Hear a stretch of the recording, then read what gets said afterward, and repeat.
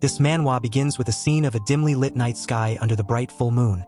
In the White Demon Castle, the Lady Goddess of Darkness, Heloise, calls out the White Demon Saint, Chun-Bai, our protagonist. With a cold stare, Heloise said to a Breathless Bai that his failure in his previous mission had put her in a bad mood. So for his punishment, he had to be deleted out of existence. Maybe, if he ends up in hell, he will learn a thing or two about the consequences of failing a mighty being such as herself. Shocked at the unexpected and unforgiving turn of events, Bai, sweating profusely, begged for his life. He loudly asked Heloise to please consider his past accomplishments and give him another chance. Unfortunately, his plea fell on deaf ears as Heloise continued that lowly being such as him has no right to request another opportunity from her mighty self. And as for Bai's white magic castle, well, it will face the same fate as him, obliterated with the darkness. So with that, endless darkness descends on the white magic castle, devouring everything in sight, including him. Seeing this, Bai struggles pointlessly to survive. However, moments later, he was plunged in the pit of the endless darkness. As he was being consumed, he thought of how he had completed nearly 100 quests for Heloise, to the point that it was basically the entire sum up of his life, and due to his dedication, he was still a virgin loser. But just because of one failure, he was being wiped out. On top of that, Heloise never considered him as nothing other than a lowly human trash. In that case, fuck this shit. He refused to accept it. He would never submit to this bitch. As the darkness consumed 80% of his body, leaving his head to his chest with one arm, Bai laughed menacingly about his fucked up situation. So with his remaining strength, he gave Heloise the middle finger, calling her an evil dark bitch as his final act of defiance. However, Heloise, with her cold and nonchalant demeanor, casually stepped on Bai's remaining body like squashing a disgusting bug under her feet into the sea of endless darkness. So as his remaining body finally deteriorate, leaving his hourglass necklace, Bai suddenly woke up from his bed, shouting on top of his lungs, still cursing and giving the middle finger to Heloise. Sweating bullets, he regained his bearings and wondered why he was not dead. Turning his head from left to right and right to left, he noticed that he was in his dorm from his college days. How did I get here? Wasn't I killed by that bitch? Bai questioned himself in complete shock. He then wondered if it was a dream, but the decades of trial he went through felt so real. Steeling his resolve, he concluded that it wasn't a dream. It was in that moment that he noticed his necklace, the hourglass. It was the item he obtained 20 years after the arrival of the Universal Will, and when the trial began, it was the most unique item he had ever seen. The hourglass can't display any attributes and can't be destroyed, so he always kept it with him. He also remembered that the sand was at the bottom, it wouldn't flow even if turned upside down, but now it's at the top. So with that, Bai believed that the sand flowing back meant time had reversed, and as he checked the current time he was in. June 5, 2023, 10 days before the arrival of the Universal Will and the start of the trial. It is revealed that 10 days later, on the 15th of June, the Universal Will would officially arrive and the trial will begin. More than 90% of humanity will die, and the deceased humans will turn into various zombies and monsters. All conventional weapons will fail, and the world will witness its demise in just one night. However, along with the dangers of the Universal Will and the trial, came opportunities for those who survived. They awaken innate abilities, and many magical equipment and items from various copies were also descended onto Earth along with the Universal Will. These good things even attracted gods who control the rules of the universe, and these gods cannot directly intervene in the trial, so they attract humans under the guise of protection, attempting to gain benefits from it. In his previous life, he was not strong enough, and due to this, he paid a lot to just join under Heloise's command. Bai desperately completed every task Heloise assigned him, trying to enhance his status, but what he never expected was to be erased just for failing one mission. Moments later, Bai received series of notifications as he searched the news for any weird abnormality. He found what he was looking for, and the news made mention of a new type of rabies, something like zombies from the movies. Patients at Jiangcheng First Hospital are going crazy and biting people. Also, something unbelievable occurred at the hospital. Apparently a body in the middle of forensic dissection at the medical examiner's office woke up. Bai read everything and knew where to start his quest in getting stronger. This time, he plans on getting stronger enough that he wouldn't rely on anyone or any god. Scratch that. He wants to become strong enough to crush even the gods. To crush their narcissistic asses under his feet just like that bitch Heloise did to him. Also, he will make her pay for what she did to him, Bai vowed to himself. So with that, he made his way to the hospital, thinking that 10 years later after the trial began, someone claimed to have discovered the only way to upgrade innate abilities. The person said that 10 days before the trial began, a person's innate abilities actually became effective, and if one discovers and utilizes their innate abilities, they can upgrade them. Again, in his previous life, his innate ability was an E-rank virus resistance. According to that method, by thought of using it to upgrade his innate ability, he must use the virus to trigger and strengthen it in advance. Bai hides behind a wall as he listens to a doctor commenting on how such strange symptoms was truly unprecedented. The nurse replied, saying that she feels like the patient looks exactly like a zombie in the movies.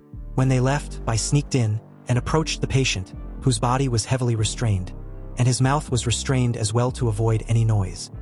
He stood directly beside the patient, silently confirming out loud that it was indeed a zombie, and as he plunged a syringe into the patient's arm for his blood. Bai commented that to utilize and train his virus resistance innate ability, he can only rely on this patient's blood. He drew some of his blood, commenting that it was enough to trigger his innate ability.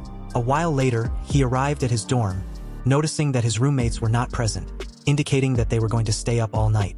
He then took out the syringe with the zombie's blood, momentarily stared at it, thinking that if the theory was wrong, then he will die. Fuck it, he will take his chance. He plunged the syringe in his arm and injected the blood into his body. Before the time reset, Bai struggled for decades as a weakling, barely surviving until he finally made progress. So even if he awaked an E-rank innate ability again, this time, knowing the future, he would still miss opportunities due to being too weak. So as the blood seeps into his body, bulging his veins and eyes, Bai experienced an unimaginable pain. He willed himself, commenting that to start over and still be weak was equivalent to him begging for death. If that's the case, he might as well just die now. Seconds later, his wish was granted as he collapses on the floor, losing consciousness as everything fades into complete darkness. In the darkness, Heloise stood in front of his struggling, crouching form. She called out to him, telling him to just give up his futile resistance and embrace the darkness. As a lowly human as himself, he should just be part of the darkness, as that was his most fitting end. Seeing the hallucinated figure, Bai commented, "Oh please, not this bitch again. Seriously Heloise, even in my sea of consciousness you still want to torment me." Bai roared loudly with complete determination and hatred-filled expression. "Just you wait, you fucking bitch. Chun Bai will make you pay for everything." A while later, in his dormitory, Bai stood on his balcony, still in a zombie state. He heard the noise of his dorm's door opening, and as he turned around, his roommates stared at his appearance with an expression like their souls had left their bodies. They immediately took a defensive stance and asked him what was going on. Hearing his name snapped him back to his senses, and as they all stood there, momentarily silent and unmoving, Bai welcomed them back and told them he was going to the washroom to clean himself up. He dashes for the door, leaving them speechless. In the washroom, he stared in the mirror, ecstatic that the theory worked. The zombie virus didn't kill him, and his innate ability has upgraded successfully. He also wondered what level his innate ability will be after awakening. At that moment, the Universal Will appeared, congratulating Chun Bai on being selected as a pioneer, receiving the title of Pioneer and Awakening in advance. Bai heard the announcement in his head and immediately knew that it was the voice of the Universal Will. Also, he thought that if he had already awakened, then he can open his status window. He first opened the title interface with a joyful expression. As a pioneer, he was among those who had discovered, utilized, and trained their abilities before the trial began, therefore he can possess this title. All attributes increase by 5%, experience gain also increases by 10%. So with that, he can open his attribute panel in advance. A sly grin formed on his face as he thought that a percentage boost was the perfect title. Bai then went on to check his innate ability panel. In excitement, his hand dented the tile he was resting his hands on. His innate ability was the Virus Monarch and SSS Awakened ability. The Virus Monarch was the most powerful ability in the virus element. It can absorb, utilize, manipulate, transform, and even create viruses. But currently, he only had the ability to absorb viruses, and the range of absorption was very limited. Knowing that he needed a large amount of virus to enhance his ability, Bai immediately thought of a hospital since it was naturally the best place to obtain such item. A while later, Bai arrived back again at the Jiangqing First Hospital. His eyes immediately shot up, shocked, as several people rushed out of the hospital, screaming in horror. A fat guy shouts at Bai, telling him that there was zombies in the hospital, claiming it was the end of the world. Hearing this, he smiled, recalling that in his previous life, he heard people talk about the name of 3 strange incidents that happened in Jiangqing before the trial came. One of them was a sealed hospital. Turns out, Jiangqing First Hospital was the hospital in question that got sealed. The fat guy asked where Bai was going as he dashes forward, smirking brightly, saying that it looks like he came to the right place. He launched towards an incoming zombie, grabs his head and pin him to the ground. The virus monarch's talent skill was virus absorption. As he placed his hand on the zombie's face, he absorbed the virus from the zombie's body and gained 1 virus point, used for strengthening his abilities. So, as the rest of the zombies outside rushed towards him, Bai excitedly told them that none of them will be able to escape. Meanwhile, in the hospital on the 4th floor's restroom, a few group of zombies were trapped with 2 people. The guy, Lu Feng, was sweating bullets, repeating to himself that it was over, and he didn't want to die. So as one of the zombies continuously hits on the stall he was hiding in, he turned to a pink short-haired girl, Suzin, who happens to be a nurse at the hospital. Crouching on the floor behind Lu Feng, Suzin asked what they should do now. Hearing this, Lu Feng was silent and started to shake uncontrollably, prompting Suzin to ask what was wrong with him. Lu Feng's expression turned malicious, and as he approached Suzin, he told her that he's been chasing her for so long, but she never agreed. Now that they were about to die, why don't they enjoy themselves before they do? Hearing this, Suzin shouts that Lu Feng was mad. How can he spout such nonsense? Hearing the noise, the zombie plunged his hand in the stall, reaching for them. A second later, the entire door was destroyed as Lu Feng frighteningly looked back, wondering how this situation could be happening. He reached and grabbed Suzin's hand, pulled her past himself, and pushed her towards the zombie, using her as a human meat shield. With Suzin and the zombie out of the way, Lu Feng rushed towards the window. A second later, the same zombie was hot on his heels in a flash. Lu Feng suddenly had a crazy idea. He thought of how it was merely the 4th floor, so there was the possibility of him surviving if he just makes the jump. However, before Lu Feng could take the plunge, the zombie launched for him from behind. Fortunately, the zombie missed, crushing through the window. Unfortunately, Lu Feng died from the sudden impact, hanging on the broken window. His eyes turned completely pale as fresh blood dripped from his nose, signifying his lifeless figure. Several minutes later, it is shown that several zombies were found dead in the lower floors, and as Bai reached the 4th floor, he came across Suzin still in the process of turning into a zombie. So after he dealt with the zombies in the restroom with her, he crouched down beside her and placed his hand on her forehead. Knowing that the military will soon arrive to seal off the hospital, he needed someone who knew the hospital's layout to lead the way. So with that thought, Bai activated his virus absorption and sucked out all the zombie virus inside her, canceling her transformation process. Suzin suddenly opened her eyes, sat up with a surprised realization of what happened to her, and turned to Bai, thanking him for saving her. Bai, however, was a little bit surprised that what he did actually worked. He grabbed her hand and asked her if she remembered what happened. Suzin replied that she does. With no time to waste, Bai then asked her that he needs her help with something in the hospital. However, Suzin, embarrassed with the state of her clothes, replied that she wants to change into something new first. Ignoring her insignificant request, Bai again grabbed her hand and told her that there was no time to waste. She just has to take him to the place where the hospital keeps their viruses. A while later, they were at the hospital's laboratory. Suzin then mentioned that this was where they kept their viruses, and all clinical samples from patients were tested here as well. Grabbing all the viruses he can find, Bai immediately started mixing them together, shocking Suzin to inquire what he planned to do with it. After mixing them, he used his virus absorption skill to siphon everything into his body as series of notification rang out. Bai gained several virus points, such as the initial acquisition of hepatitis of 10 virus points, influenza of 7 virus points, herpes of 9 virus points, and finally an HIV of 10 virus points. With all the viruses absorbed, next was strengthening of the zombie virus with the viruses he just acquired. Bai knew that there were several methods of enhancing his strength. They were the ancestor virus, the dark light virus, the decay virus, the cocci virus, and lastly the T virus. But it seems that the most beneficial method of enhancing his strength was the dark light virus. You see, zombies virus evolves into the dark light virus, and all attributes increase by 10.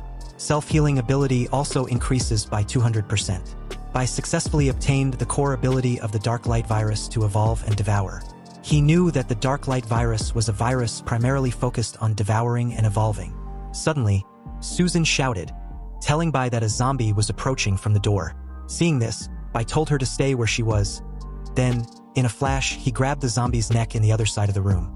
He was amazed with his speed and strength, considering the zombie he's holding weighs about 150 pounds, and he doesn't feel any difficulty at all. He smirks, saying that it was a good opportunity to test his new ability. Suddenly, dark purple vines came out of his hand, and as the zombie screams needlessly, the vines completely covered the zombie, devouring it without a trace. The skill was called the Evolution Devourer. The dark purple vines retracted back into his hand, and as he stretched out his muscles, he was glad that the absorption speed was fast as well, making him recover some of his stamina. Looking totally confused and surprised, Susan wondered what just happened. Making Bai asked her what was wrong, and why that sudden expression on her face. Susan sighed heavily, and replied that Bai saved her, so she trusts that he won't harm her, and she can keep his secret. So with that, Bai officially introduced himself as Chung Bai, and she, in turn, introduced herself as Susan. As the introduction was out of the way, they heard a loud groan and shootings from outside the lab. Bai told Susan that the military and the police were here, and they must have sealed off the hospital in order to clear out the zombies, so they need to leave immediately. As they made a run for it, Bai asked Susan to lead him to the rooftop. They will leave from there. Struggling to keep up, Susan wondered out loud why they couldn't just leave through the main entrance since they hadn't encountered any zombie yet. Bai replied that he didn't have time to be isolated and questioned. Unbeknownst to them, a large evolved zombie was on the ceiling, watching them approaching. When they saw it, Bai quickly pushed Susan to safety and faced the evolved zombie. Susan was frightened, seeing the size of the evolved zombie. She started stuttering, trying to ask what it was. However, Bai, knowing what she was getting at, replied her that it was a mutant. As Bai faced off the mutant, a noticeable amount of fresh blood oozes onto the floor, indicating that he was injured. And as he grabbed his injured arm, the large claw marks began to heal, making him smirk with excitement. He found it interesting to have encountered a mutant this early, and wondered what kind of evolution the dark light virus will produce after absorbing the mutant. As Bai continued to stare at the mutant with a smirk, it launched towards him. In a flash, it was upon him with its arms raised, intending to rip him to pieces. Fortunately, Bai quickly noticed. He exerted a considerable amount of effort in his legs, and leaped upwards, dodging the mutant's strike as it broke the floor, denting it greatly. In the air, Bai stepped on the mutant's head, using it as a stepping stone to leap over it. However, with its fast reflexes, the mutant turned its body just enough to use its claws to slash the air, aiming for Bai. Fortunately, Bai angled himself in mid-air, again, dodging the mutant's lethal attack. After putting a significant distance between them, Bai grabbed a nearby zombie and absorbed the virus from its body. As he did, he commented on how the overall quality on the mutant were on par with his. The mutant dashed for him again, and Bai, with his stamina recovered to a degree, his speed and strength also enhanced, he made a fist with his hand, covered with his dark purple vines, and hit the mutant directly on the chest. As the force of the hit threw the mutant into a wall, Bai acknowledged the toughness of the mutant's skin. Again, he then immediately put a distance between himself and the mutant as the mutant fell on the ground. When it got up, its face darkens as it roared loudly with intense killing intent. It was in that moment that Bai's arm completely healed. He also noticed that his hit didn't make any effective damage, implying that it was going to take a lot of time to deal with this mutant. In that moment, Susan used her elbow to break the glass of a nearby fire hose cabinet and took out an axe. She quickly called out to Bai and threw the axe towards him. However, before the axe could reach him, the mutant made a mad dash forward for his neck. Bai, however, with his amazing reflexes, leaped backwards as the mutant claws narrowly missed him. In the air, he caught the axe, thanking Susan. Then, he landed on the mutant's shoulder, and the same as earlier, he used the mutant's shoulder as a stepping stone. But as he made another leap, he swung the axe as the mutant did the same with its claws. Fortunately, its claws merely nicked his stomach, marking his shirt. On the other hand, the axe sliced the mutant across the chest as it roared in pain. So with that, Bai and the mutant engage in a fierce battle as they fought to a draw, both parties momentarily gaining the upper hand. However, neither can seem to land a fatal blow. As the fight drags on, Bai intended to end it soon, so he threw the axe at the mutant. However, when the axe struck the mutant, it feigned indifference and again launched for him, intending to close the gap Bai keeps creating. As the axe bounced back after hitting the mutant, it became apparent that its stamina was wearing out, making it crouch down.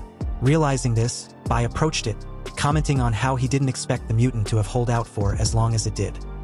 He leisurely rested his foot on the mutant's head, and teasingly told it that it should have gone for his head rather than his hand when it had the chance. However, he, on the other hand, would do no such thing. So with that, he raised the axe, intending to relieve the mutant of his head. Unfortunately, the mutant went berserk, veins bulging out on its head as it crashes by into the wall with a massive force. The sudden impact made him spurt out a mouth full of fresh blood. This scene shocked Susan greatly. She immediately calls out to Bai, asking if he was okay. Bai let go of the axe, thinking that there was no other way except devouring. The mutant, with his claws, reached into Bai's stomach, intending to rip him apart. Seeing this, Bai grinned excitedly, asking the mutant if it felt the same. Thus, the prospect of wanting to tear him apart. Hearing this, the mutant roared loudly. A second later, it was shocked to see several dark purple vines burst out of Bai's stomach and started covering every inch of its body. Bai activated his evolution Devour as the dark purple vines completely engulfed the mutant. Seeing this, Bai teased the mutant of being frightened now that it was caught in his web. He continued that it was too late for the mutant to do anything about it other than being his sustenance. Su Xin watched the entire scene, and at that moment, she was confused and decided to give up on trying to make sense of what she just saw. Meanwhile, the system chimed in, notifying Bai that the devouring of a second-stage clawed zombie was complete, and his black light virus transformation was in processing. After the processing was complete, he obtained a clawed zombie ability called the Bone Claws. Witnessing this, Bai was ecstatic. He thought devouring and then evolution, it looks like choosing the black light virus was indeed correct. At that moment, multiple footsteps headed their way. Several military men, armed to the teeth, told Bai and Su Xin to raise their hands. Simultaneously, they wondered if they were zombies. Bai fell silent for a moment, then turned to Su Xin, indicating that he intended for them to make a run for it. As the military men told them that they had to the count of 3 to raise their hands or else they will shoot, Bai lifted Su Xin into his arms, and as the countdown reached 0, they started shooting. Several bullets were fired at them as Bai made a run for it. Su Xin directed him on the path he should take that leads to the rooftop. However, the continuous rapid firing made her worry, questioning Bai if he was okay. Bai replied, telling her to refrain from speaking and not move in his arms. The scene shifts to the rooftop. The quiet and clean scenery suddenly disappeared as Bai forcefully kicked open the door. He then asked where Su Xin's home was, to which she replied that it was in Rongfeng neighborhood, North 4th Road, Nanbai Street. Hearing this, Bai gave a bright smile and told her to hold on. Then, he made a mad dash on the rooftop and suddenly jumped, scaring the living daylight out of Su Xin, who hugged Bai tightly by the neck. They arrived at the desired location 20 minutes later, and as Su Xin opened the door to her apartment, she directed Bai to where the bathroom was, offering to help him clean and dress his wounds. Bai replied that he was almost healed since the bullets didn't stay inside his body. Hearing this, Su Xin felt a little skeptical. This made Bai decide to show her, so he undressed, removing his shirts. Seeing this, Su Xin pointed to the wound on Bai's hand, telling him that it wasn't fully healed, then his stomach, and finally, his chest. However, looking at how ripped Bai was, Su Xin couldn't help but blush furiously. Reading the room, Bai teasingly said that if he eats her, he would surely make a full recovery. He then asked her what she thought. Will she want to sacrifice herself? Hearing this, Su Xin answered, saying that if Bai was going to eat her, he would have already done so, since he had numerous opportunities. In that moment, Bai closed that distance between them, and seductively replied that she was wrong. He didn't eat her earlier because the environment wasn't quite suitable. And also, she misunderstood what type of eating he was referring to. So with that, he ripped out the remaining clothes on Su Xin's body, saying that the environment was good and more suitable now. He then asked again about what she thought about helping him recover. Will she willingly sacrifice herself? Hearing all this, Su Xin's face was all kinds of shades of red. She began stuttering, unable to form a sentence. So Bai took the plunge and kissed her on the mouth. Seconds later, they were in the bathroom, ensuring that his eating session was thoroughly enjoyed without any disturbances. Meanwhile, at the entrance of the bathroom, Bai's phone buzzed excessively. On his phone, series of messages rang out. It was his friend, Zhao Mu, who mentioned that their class beauty, Songgu, was looking for him. Immediately after, Songgu also messaged him, asking if Bai went to Jiangqing First Hospital like his friend told her, and if he was dead. If he wasn't, he should answer her immediately. The very next day, Bai was leisurely walking down on the street, a bag in hand, phone in the other, doing research on the 3 strange incidents that actually happened in Jiangqing before the trial. He found out that including the Seal Hospital, the other 2 were the suburban bombing and the monster slaughterhouse. Bai didn't know much about these 3 strange incidents. However, given the little information he could find about them before the trial's arrival was an absolute headache. And from the looks of it, nobody seemed to care much about it either. To everyone, it was just something unimportant that was occasionally mentioned in casual conversations. Just then, Su Xin called. Bai answered, telling her that he was on his way with their breakfast, but she quickly cut him off. Su Xin said that 2 men are at her apartment looking for him, and that's due to the fact that someone named Song Ziqiong wants to see him urgently. She continued that the men looking for him don't look like good people. Also, since they bluntly made mention of Song Ziqiang wanting to see him, then it's highly probable that it's a scam. The reason being that Song Ziqiang is basically the queen of Jiangcheng and doesn't openly invite anyone. Su Xin asked what she should do. Hearing this, Bai replied that they weren't lying, however, she should tell them to wait outside for him. It was at this moment that Bai checked his messages and found out that Song Gu had been trying to reach him non-stop. Song Gu is the daughter of Song Ziqiang. Also, she was a classmate of his and they had some entanglement together in the past. After reading through the messages, Bai found it interesting that Song Gu went to see her mother. And since she could find her way to Su Xin's place meant that she must know something. Bai realized this and decided that it seemed necessary that he meets with Song Ziqiang. A while later, at the suburban freezer warehouse, a car makes a sharp turn before coming to an expected stop. Bai got out of the car, and one of the men told him that Song Ziqiang was waiting for him inside. From rags to riches, Song Ziqiang became the richest person in Jiangcheng by excelling in both legitimate and illegitimate endeavors. Also, after the trial's arrival, she was awakened as an A-level talent, swiftly building her power, and eventually, she unified the whole Jiangcheng amidst the three-way competition, truly becoming someone deserving of the title Jiangcheng's queen. In his past life, Bai could only look up to someone like that. However, things are different now. Bai thought that if she could recruit Song Ziqiang to his side, then there will be much more he can do during the current interval before the trial begins. As they entered the warehouse's corridor, Bai was officially introduced to Song Ziqiang. Song Ziqiang apologizes for bringing him here on such short notice, but she couldn't have it any other way at the moment. Hearing this, Bai asked if there was something she wanted to talk to him about. Song Ziqiang replied that she called Bai here because Xiao Go, her daughter, came home in panic, requesting that she save Bai since he went out of contact at Jiangcheng First Hospital. So the reason for this gathering was to see what kind of man could make her daughter so nervous. She continued that she was curious about what's so charming about Bai to capture her daughter's attention. Hearing this, Bai wasn't buying her bullshit. He bluntly stated that Song Ziqiang should stop beating about the bush and just mention what's the real purpose for her meeting. Song Ziqiang commended Bai for being quite straightforward. So due to this, she won't beat about the bush anymore. She replied that, to put things bluntly, she wants Bai to be her man. He can also have her daughter if he's interested in her, because being her son-in-law wasn't out of the question either. Bai replied, wondering out loud what could be the reason for Song Ziqiang to want him so badly. Song Ziqiang turned back slightly, and with a sly smile, she answered by that with his heroic performance at the hospital, who in their right mind wouldn't want him, or in her daughter's case, have feelings for him. Hearing Song Ziqiang casually made mention of his deeds at the hospital shocked Bai greatly. He remembers destroying the hospital surveillance system and power supply, so how did Song Ziqiang know about what he did at the hospital so quickly? Song Ziqiang teasingly told him not to underestimate her capabilities. At least, during the time from the lobby to the monitoring room, her people could still trace him. Also, she was lucky to conveniently have someone in the hospital who was trapped at the ward. That person luckily saw everything and relayed everything Bai did at the hospital. Thanks to Bai killing all the zombies, she was safe and sound. Unfortunately for Bai, she took a video of his fight against the mutant. So as Song Ziqiang showed by her proof, she was confident in how lucky she was that among the survivors brought out of isolation by the military troops the next morning, she found a colleague of Su Xin who was quite familiar with that bastard Lu Feng. Hearing Lu Feng's name, Bai recalled the night before where he shared with Su Xin. She made mention of Lu Feng. Su Xin said that Lu Feng was in the bathroom with her, and not only did he try to forcefully have his way with her, he also pushed her towards the zombies, using her as a human meat shield. So as Su Xin continued to tell Bai everything that happened to Lu Feng, from running to the window, to getting his head smashed through the window's glass. Finally realizing Lu Feng was the one hanging on the window, Bai questioned Su Xin if Lu Feng wasn't dead when he came in.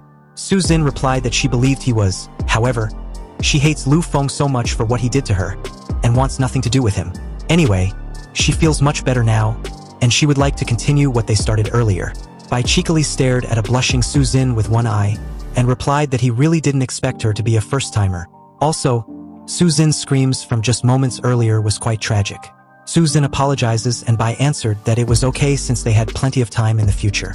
However, Su Xin was not having it. She replied that she must satisfy her lifesaver at any cost. So with that, she got on top and the rest was a wild marathon throughout the night. Back at the suburban freezer warehouse at the corridor freight elevator's first floor, Bai asked Song Ziqiang if she could tell him where the isolated survivors were. But Song Ziqiang tried to leverage this information by telling Bai to agree to being his. Then and only then will she tell him. Hearing this, Bai answered that Song Ziqiang had really underestimated him. Song Ziqiang said that Bai was right, with just this piece of information it wouldn't match a man of his skill. She tried to continue, but Bai cut her off by saying that Song Ziqiang misunderstood what he said. What he implied was that Song Ziqiang knew little about him because if she did, then she would have known that he couldn't be her man, but rather the other way around. She would become his woman instead. So with a sly grin, Bai activated his bone claws skill, trying to intimidate Song Ziqiang, and also show her what she was up against by extension. Seeing this, Song Ziqiang, with a visibly worried expression, asked if that was really a mutation of the zombie virus. Her bodyguard immediately got in front of her, alert and ready to fight Bai if it comes to it. However, Bai just casually waved his hand, deactivating the bone claw skill, continuing that if Song Ziqiang agrees to be his woman, she will also tell her what it was that he just did. With both parties at a stalemate, Bai asked Song Ziqiang what she thought about his offer. Song Ziqiang just smiled and replied that Bai also underestimates her as well. With just those claws, did he think she could win her over? Moreover, Bai already has Su Xin and she is pretty as well. Why will he be interested in an old lady such as herself? In a flash, Bai was delicately holding Song Ziqiang's chin, and with a touch of his unlimited riz, he replied that who wouldn't be tempted by such a beautiful woman. He continued by purposefully saying that everyone has their strengths and weaknesses, and at least in these days before the apocalypse, there were much more Song Ziqiang could do for him that Su Xin can't. The word apocalypse didn't go unnoticed by Song Ziqiang. She asked what just a few zombies could do. Zombies? They are not even worthy of being called a warm-up. Bai replied her with a devilish grin. Hearing this, Song Ziqiang knew that Bai knew more than what he was willing to share. More than she could even imagine, Bai replied. At this point, Song Ziqiang knew that they were both not the type that will submit to the other. So, she proposed a cooperation, her help for Bai's knowledge. Hearing this, Bai readily agreed as both parties shook on it. As they did, Bai commented on how conquering the Queen of Jianqing was indeed not easy to do. Song Ziqiang replied that it wasn't. However, she'd never come across any man who could conquer her, and she is actually looking forward to that person. However, she encourages Bai to keep up with his effort. As they were filling each other out, a loud bang rang across the entire warehouse. It was a gunshot, alerting them to wonder what was going on. As the shootings intensify, Song Ziqiang explained to Bai that a night ago, Commander Huang of the Jiangxing military region sent Captain Zhao to negotiate with her. They've requisitioned some refrigerated warehouses to store live zombies and survivors rescued from the isolated hospital. Confident that the rapid gunfire was from them, Song Ziqiang wondered curiously what could have gone wrong there to cause such a ruckus, since there were only around 30 zombies locked in the cold storage. She was genuinely confused because the zombies captured were hardly capable of moving, and the military had also stationed half a platoon there with them. Bai listened carefully, and thought that he didn't expect the discovery of the zombies to happen so quickly. This is due to their sluggishness in low temperature, but since the military wouldn't know that extreme conditions increase the probability of zombie mutation. At this moment, Bai had a suddenly realization: the suburban cold storage and mutated zombies were too obvious and coincidental to ignore. That location was indeed the third location of the 3 strange incidents that actually happened in Jiangxing before the trial, the suburban bombing. So with a wide grin, Bai was excited, wondering what kind of mutation the zombie will be. He then tells the 2 women behind him that they need to go check it out. Meanwhile, at that location, several military men struggle to fend off a mutated zombie. Aiming for its mouth, one of the men throws a hand grenade directly at the mutated zombie, causing it to roar loudly, wallowing in pain. The hit also made it falls backwards, dusting the area as it crushes into the cold storage building.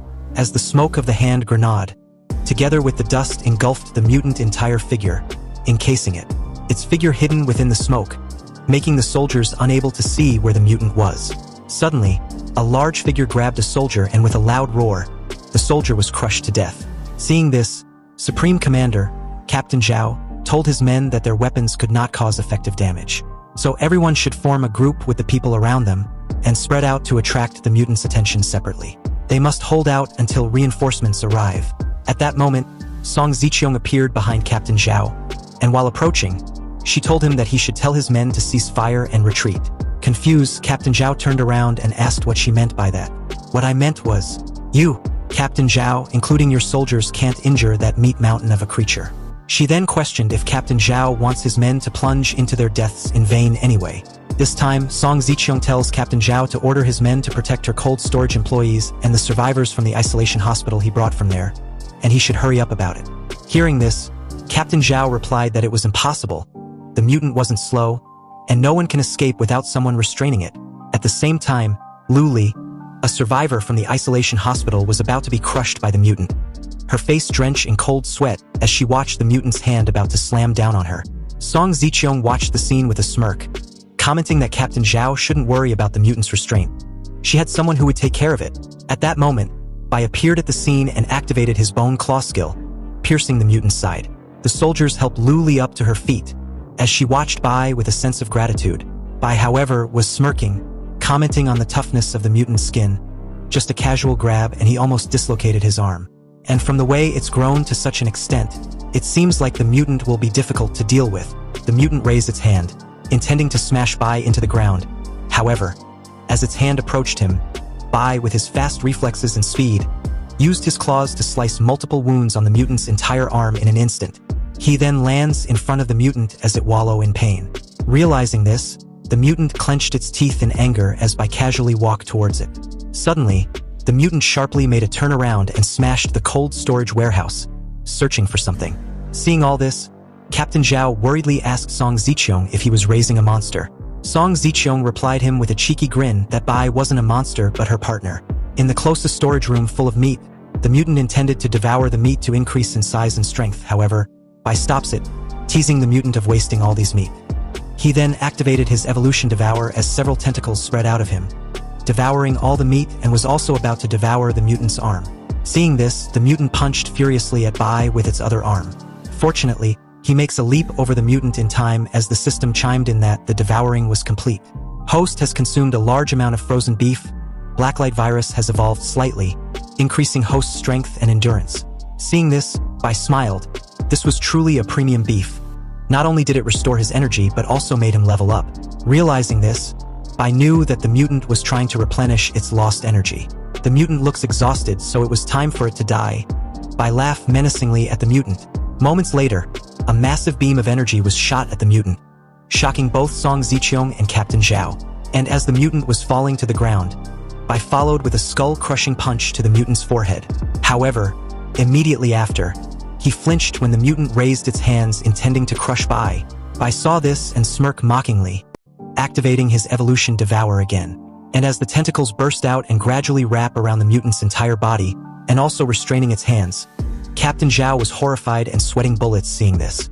However, Bai continued with his teasing as the mutant screamed needlessly. Captain Zhao could no longer stand idle and watch the scene unfold. He commented that Bai was definitely not human. Then, his face suddenly morphed as a wicked idea occurred to him. He thought of how, with both monsters restrained, it was the perfect opportunity to blow them up. So with a loud shout into his walkie-talkie, he ordered to have his reinforcements launch a missile to his desired coordinates. Fortunately, before he could give out the coordinates, a tap on his shoulder made him halt his actions. He turned to look at Song Ziqiang, who warned him to think carefully. Bai was helping them now, and he also saved his fucking ass a while ago. He doesn't need to do something stupid that will end badly for everyone. 10 minutes later, Bai had successfully devoured the mutant. However, the soldiers, under Captain Zhao's command, aimed their firearms at Bai, who looked unbothered by the threat. Captain Zhao told his men to be on high alert on Bai's every movements. Hearing this made Song Ziqiang displeased, so she reminds the captain about what she said earlier. Captain Zhao replied that he hasn't forgotten. However, if her partner decides to attack, then he will retaliate in kind. Closing his eyes, Bai felt an overwhelming surge of energy as the system prompt notified him that the first obtainment of a zombie virus variant Flesh Mountain. His strength form is primary and gained 500 virus points. Also, he unlocked the Virus King talent called Virus Injection. Seconds later, he opened his eyes, took a deep breath as his gaze sharpens. At that moment, another notification chimed in, notifying Bai that he devoured a rare mutant, which was a first-stage strength-type Flesh Mountain zombie. Therefore, all abilities of the Black Light virus will be greatly enhanced. And with that, his Bone Claws ability has evolved, growing in size and increasing in efficiency. Also, the strength form of the Flesh Mountain decomposed, and as a result, he gained another ability called the Heavy Hammer. This basically makes his hand increase in size massively, along with a superhuman strength. As he examines both abilities, Bai was delighted. Indeed, a significant evolution with the Heavy Hammer. He can feel an incredibly powerful force. However, it was unfortunate that there was nothing he could test it on. Seconds later, his hand retracted to its original form, and as it did, he reached into his jacket pocket for something. Smirking about his biggest gain of the day, the Flesh Mountain Core. The Flesh Mountain Core was a very rare material which could be used to craft equipment. However, Bai wondered what gains he might receive if he finds a way to control it, and even use it to create a flesh that can grow infinitely. As he contemplate on whether or not he should feed the flesh mountain core with more virus, thereby growing another flesh mountain to test its strength. Just then, Song Ziqiang called out to him, ending his reverie. Bai hides the flesh mountain core back in his pocket. At the same time, Lu Lai walks up to him with a bright smile, and as she stretched her hand, introducing herself, Bai told Lu Lai that he heard of her. She is a well-known journalist in Jiangqing, and also a somewhat famous internet celebrity. Curious, Bai then asked if Lu Lai was the one who secretly filmed him at the hospital. Hearing this, she replied him with her nervous smile that indeed, she was the one. Also, she wants to personally thank Bai for saving her twice. Bai closed the space between them and said saving her both times was just a mere coincidence. However, did she film his fight with the Flesh Mountain mutant? Lu Lai replied nervously that it was a professional habit, but if Bai did not like being recorded, she could delete it if he prefers it. However, Lu Lai did not expect Bai to tell her to keep it because he had a use for it, and she shouldn't send it out. They were suddenly interrupted by Captain Zhao, who informed him that their military district commander, Commander Huang, hopes that Bai could explain everything about himself and what he knows to the military. Looking at the captain, Bai remembered Huang Xingqiu, commonly known as Commander Huang, all too well. It was a name he would never forget.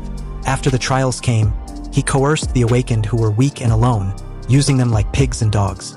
At first, they used patriotism and national righteousness to comfort everyone, but later it was just arbitrary bearings and insults. Bai was one of them, struggling and starving, unable to even have a proper meal. The most ridiculous thing was, anyone who tries to leave was accused of treason and hunted down.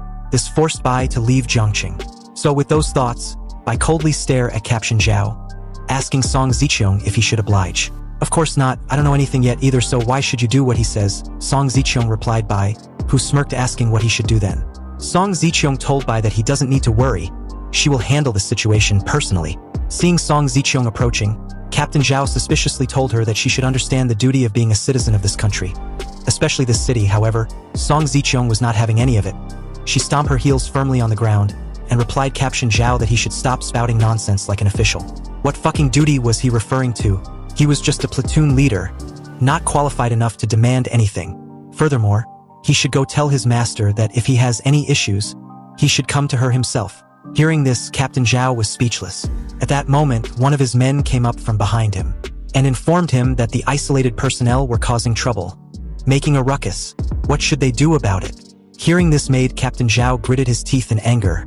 However, Bai questioned the soldier if there was someone named Lu Feng among the people. The soldier replied that there was, and from what he's seen, Lu Feng was the one causing the most trouble. Hearing that Lu Feng was alive, Bai asked Captain Zhao if he could see him. Captain Zhao readily obliged, knowing Lu Feng was the troublesome one among the lot. Moments later, Lu Feng came out of the building, delighted and asking if his dad called for him. Was that the reason why he was released? He continued boastfully that his dad, Lu Huinong, was the vice president of the first hospital.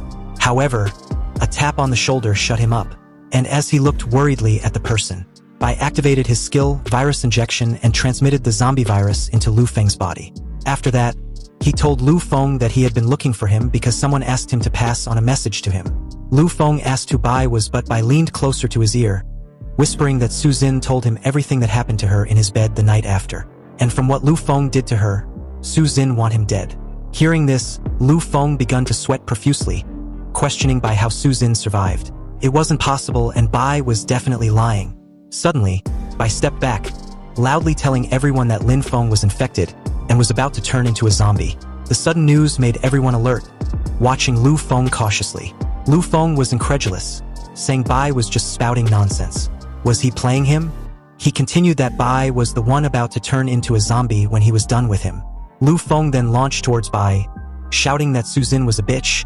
How could she be with him? And this was a lie intending to trick him. Bai was going to die. At that moment, Lu Feng's anger clouded his reasoning. His eyes bulged out as the virus took over, transforming him into semi-mutated zombie. But before he could fully reach Bai, he activated his heavy hammer, punching Lu Feng. Lu Feng's entire upper body disappeared upon impact as the punch created a slight shockwave, shocking everyone. Seeing the results, Bai thought that the skill wasn't bad. It was more powerful than he previously thought. Meanwhile, Captain Zhao was watching Bai's mutated hand with a surprised look, questioning himself if Bai was a superhuman. Bai turned to Song Ziqiang, referring to her as his boss. He told her that he will relay some information to her when they get back. Hearing this shocked Song Ziqiang, so she told Bai to just call her Ziqiang or Song Jie from this very moment onwards. Puzzled, Bai asked why. Song Ziqiang grabbed Bai's hand and replied that she doesn't believe her partner should refer to her as boss. Besides, with this, it's still possible for her and those who also wants to be with him. Hearing this, Bai smirked, saying that everything will depend on her value and performance. Soon, the group was on the road. And while in the car, Song Ziqiang told Bai that she was taking him to her place for dinner. Hearing this, Bai readily agreed but replied that he shouldn't be disturbed for here on out till they reached her villa. He had something to take care of. It was time for the lottery draw, and he wanted to see if there were any good rewards for defeating the Meat Mountain. So with that, he opened the inventory and from the looks of it, his luck wasn't that bad. Surprisingly, he obtained 2 skill books. One was an active F-class skill, Rampage Bloodlust, which increases all attributes by 3 for 10 minutes with a cooldown of a day. And during cooldown, all attributes decreased by 50%. Seeing this, Bai knew that this rewards wasn't worth it, so he moved to the second rewards, which was an E-rank passive skill, Muscle Enhancement. This skill greatly increased muscle mass and doubled the growth rate of strength and constitution. Yeah, this wouldn't work either. As a regressor, Bai knew that those who used this in his previous life all turn out to be muscle freaks, greatly reducing their flexibility. However, Bai thought that although they were not useful for him, these skill books were quite valuable in any of the trial. Whether it's for building a faction or rallying people, they were quite useful to have. Oh, and speaking of building a faction, Bai thought it was time he started planning. The other rewards for killing the Meat Mountain amounted his gold coins to 6, his silver coins to 35 and his copper coins to 6. Just enough to establish his own chart group. He will use the chart group to gather pioneers and help them lay a solid foundation before the trial. They might be useful in the future. The faction in the latest stages of the trial in his previous life were complex, making the relationships established in the early stages of the trial crucial. So with that, Bai created a chat group, costing him 5 gold coins. The system notified him to name his chat group, but Bai decided against it for now, canceling the naming. Bai intends to rebuild his White Demon Castle and remake it into a divine kingdom. And as for Heloise, he will make sure to let that bitch crawl and beg, becoming the lowest dog at his feet when he is done with her. Song Ziqiang then asked Bai, what's the difference between a loyal dog here and being a plaything elsewhere? Because at the moment they both seemed like receiving the short end of the stick anyway. Hearing this, Bai smiled, as if expecting this question. He replied that the difference was that she will be given freedom where she can exert her strength if she wishes, and a master who won't restrict her out of fear of her power. The reason being that Bai will always be stronger and above her. So even if she gain immerse power compared to Bai, she will always come out short. Hearing this made Song Ziqiang smile, and while flicking her short hair, she replied that she suddenly had a feeling that if she hesitates any longer, she will miss out on a very important opportunity. So with that comment, she immediately stood properly, then slowly got on her knees. And without any hesitation, she calmly said she was willing to serve Bai, not forgetting to call him master. Seeing this scene, Bai commented that he's not gonna lie. The reputation and status that Song Ziqiang currently has had made the emotional value she provides extremely high. It is intoxicating, almost like an addictive drug, and quite interesting. Bai delicately held her chin, saying he wants to witness her charm up close, in person. But first, he had some tasks for her to handle. At another room in the villa, Luli continued to watch the video on her phone as Chinger received a message from Song Ziqiang, telling her to let Luli send Bai's video to her. Then, she should take her home to rest because she's been through enough for the past few days. Also, she should find someone to keep Bai's posts prominently displayed on major forums. The post should be titled, "To the Pioneers," with the post ID Pioneer White Emperor. Chinger went to Luli, recounting the message to her. Hearing this, Luli asked if there really was nothing else she could do to help. "No, go home. Rest up and calm down. You've been through enough," Chinger replied softly. Reluctantly, Luli agreed. But as she continued to watch the video, she commented that although she nearly died at the hands of a zombie earlier, strangely, the shock she received doesn't seem as intense as when she first saw one. Luli doesn't know if it's because she has accepted the possibility of dying at the hands of a zombie, or maybe because Bai's strength makes her feel at ease. Back to Bai. A call suddenly came in. It was Song Gu, calling her mother. As soon as Bai picked up the call, Song Gu, thinking it was her mother on the other end, asked to confirm if she really wanted her back home. Was there something wrong? Bai responded, making Song Gu inquire why he had her mother's phone. Where is she? Bai mockingly replied that her mother is busy at the moment, working and eating, so she doesn't have time to talk to her at present. However, it was important that she comes home immediately. Song-gu didn't have the chance to give a reply before the call was cut, leaving her speechless. As she stares at her phone, enraged, Song-gu vowed to make Bai kneel under her feet sooner or later for what just happened. Like a pet, Bai patted Song Zicheong's head. She then asked if Bai can protect her daughter also. Bai replied that Song-gu lacks any ability, and her character has been spoiled by her mother's indulgence.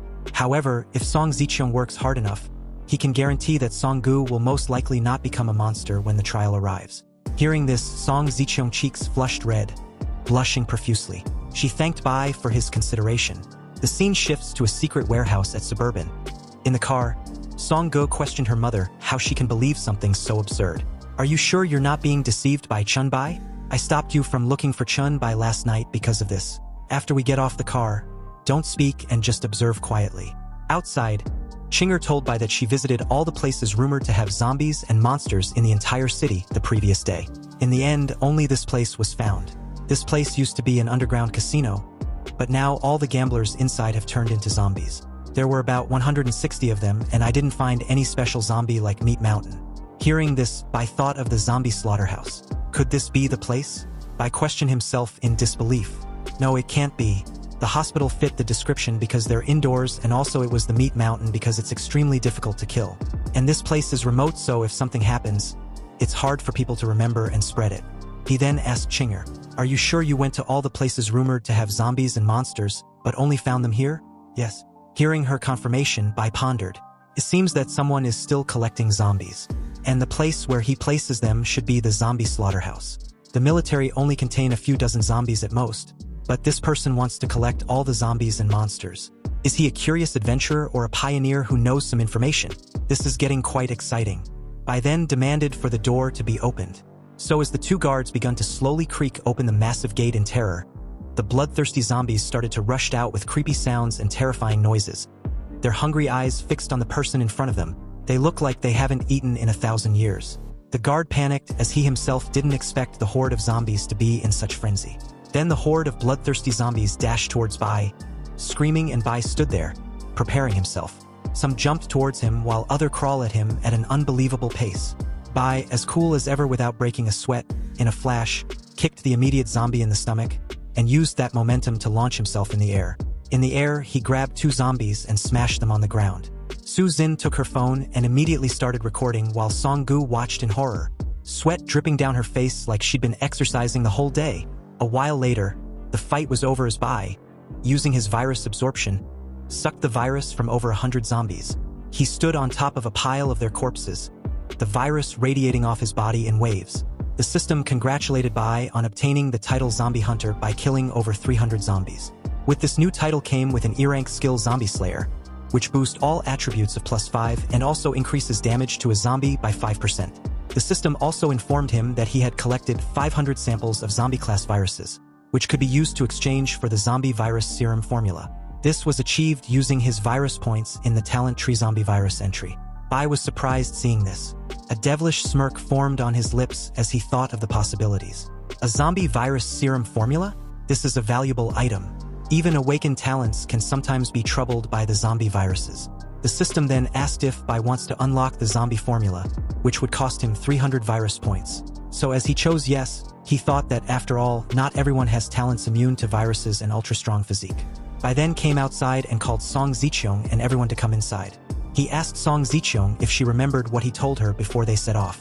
Of course, holding a bat, Song Zicheong replied with a knowing grin. Behind her was the three girls. So as Chinger and Su Xin confidently stare ahead with a stern face, Song-gu covered her mouth, trying not to throw up. She finds the entire scene disgusting. As they entered the warehouse, Song Zicheong commented that fighting zombies with cold weapons would greatly reduce the chance of turning into a monster when the trial comes.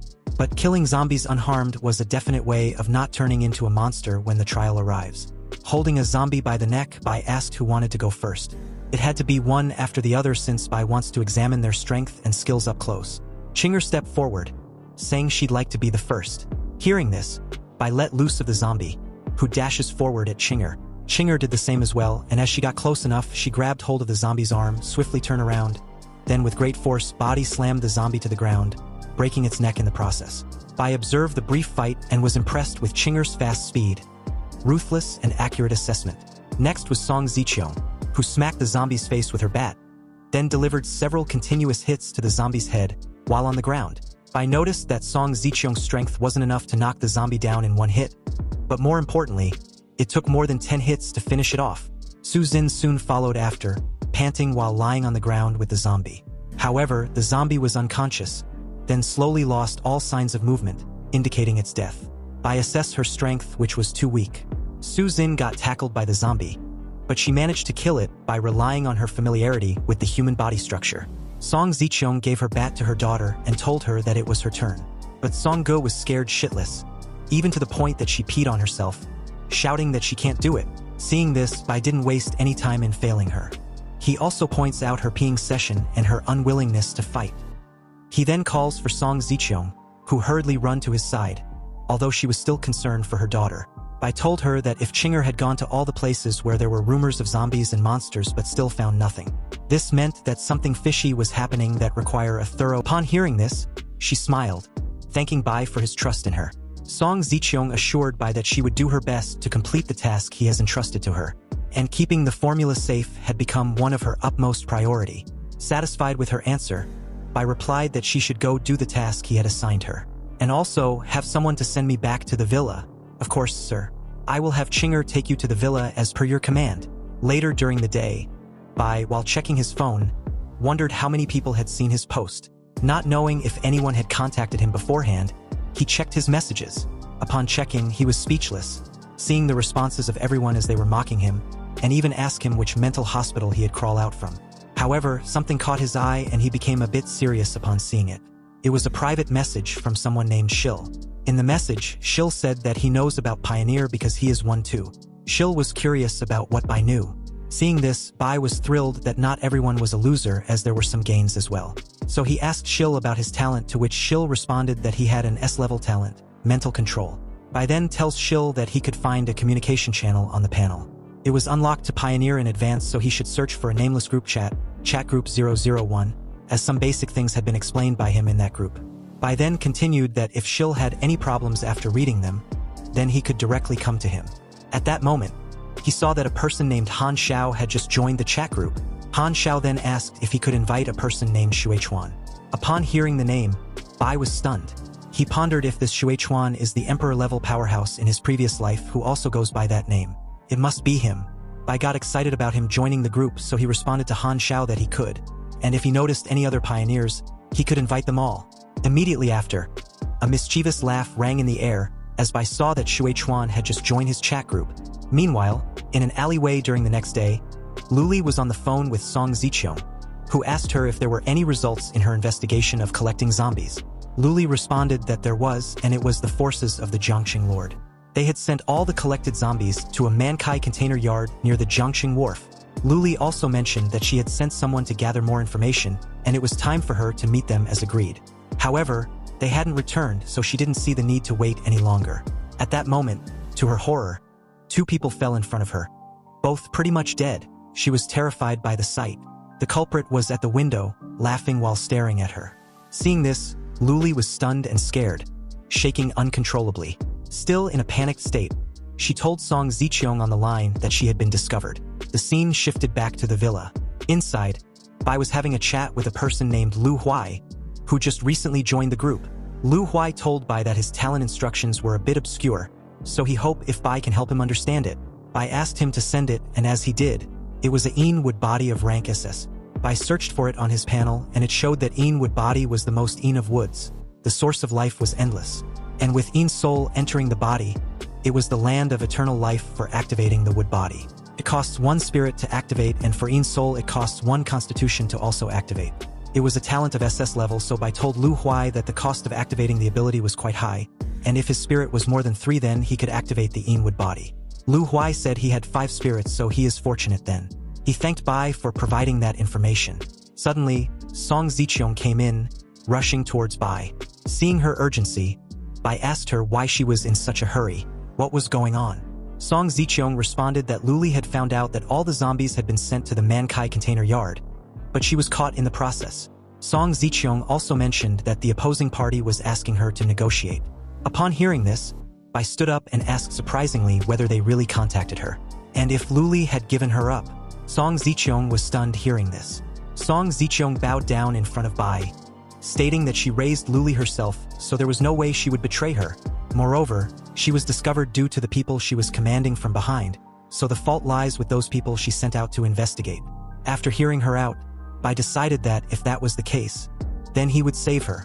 Song Ziqiang thanked Bai for this, and as the scene shifts back to the Mankai container yard, to be specific, in Zone B, we see that Luli was seriously tied to a chair by the same guy from earlier, Xingmeng. Xingmeng was also a pioneer, and as he poured himself a glass of wine, he commented that Luli was a bit ignorant in the situation she was in. He also hadn't touched her yet out of respect she has for Song Ziqiang. If Song Ziqiang chooses to submit to him after she arrives, then Luli would be her subordinate. However, if she chooses not to, well then, she and Song Ziqiang would just unwillingly be his playthings. Luli felt uncomfortable hearing this as she tries desperately to loosen the rope. Seeing her discomfort, Xingmeng got close to her, and with a mocking smile, he told her that they should toast to their possible upcoming cooperation. Also, Luli should be mindful not to spit the wine out recklessly after consumption. Xingmeng seemed to be delighted in seeing the fear in Luli's eyes when he made mention of punishing her. "What? Do you not agree with my toasting?" Suddenly, Bai's voice rang out from the other side of the room, where he seems to be cutting a steak leisurely at the table that was prepared to invite Song Ziqiang. He commented that there was no grace in his toasting, so why should he punish the girl for his poor manners? Or maybe the girl doesn't like drinking. Seeing Bai, Xingmeng was shocked. He wondered when Bai came in without his knowledge. Bai then stood up with a steak in hand, and as he approached Luli, he asked her if she was hungry. He continued that he had tried the steak and it wasn't that bad. Seeing this, Xingmeng was getting annoyed with Bai, who dismissed his presence like he was a joke to him. Bai then fed Luli and coolly told her that he was here to take her home. Luli's cheeks flushed bright red as she stared at Bai in admiration.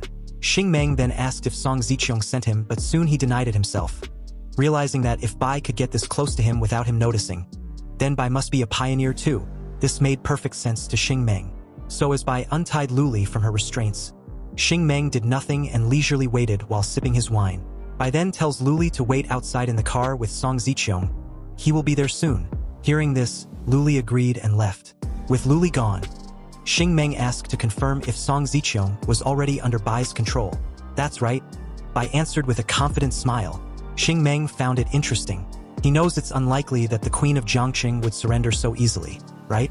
So Bai must have a lot of interesting methods. Maybe we can exchange ideas. I'm still very interested in the current events happening. Among the three major forces in Jiangqing, I had subdued the Lord, and as it stands, you had also subdued the Queen. Now only the commander was left. Xingmeng then asked Bai to assist him in becoming the king of Jiangqing, and he would make Bai his confidant. He offered Bai a toast, already ahead of himself, thinking that Bai wouldn't refuse, and that's exactly what he just did after that. Xingmeng was shocked hearing this. He then got angry and threw the glass of wine on the floor. He then tells Bai not to worry as his talent was an S level, the highest level there was. Curious, he asked Bai if he would like to drink the punishment wine. Bai then shared that before he came there, he looked around and he found out that not only was Xingmeng collecting zombies, but he was also creating zombies with living people. Having such a powerful ability like yours is harmful and useless, so it was better for you to die early. Also, you're not worthy of my assistance because my talent was an SSS level. Xingmeng laughed upon hearing this. He took out his weapon and told Bai that his talent was called Slaughter Progression. He explains that it could permanently transfer parts of the attributes of the killed target to himself, so with this, he could grow indefinitely. This invincible top-level ability was only of S level. However, yours is SSS level. Are you afraid that you will instantly become a god? Bai responded that he was close enough but he can't tell him. Inwardly, he pondered, thinking Xingmeng's ability turns out to be an unlimited growth pure combat type talent. And that claw, it's definitely an equipment, right? Xingmeng had had enough of the chit-chat, so he dashes towards Bai, shouting that Bai was an arrogant person. He hopes Bai would increase his attributes after his death. Don't disappoint me too much. Bai nullified the attack by clashing it with his bone claw skill.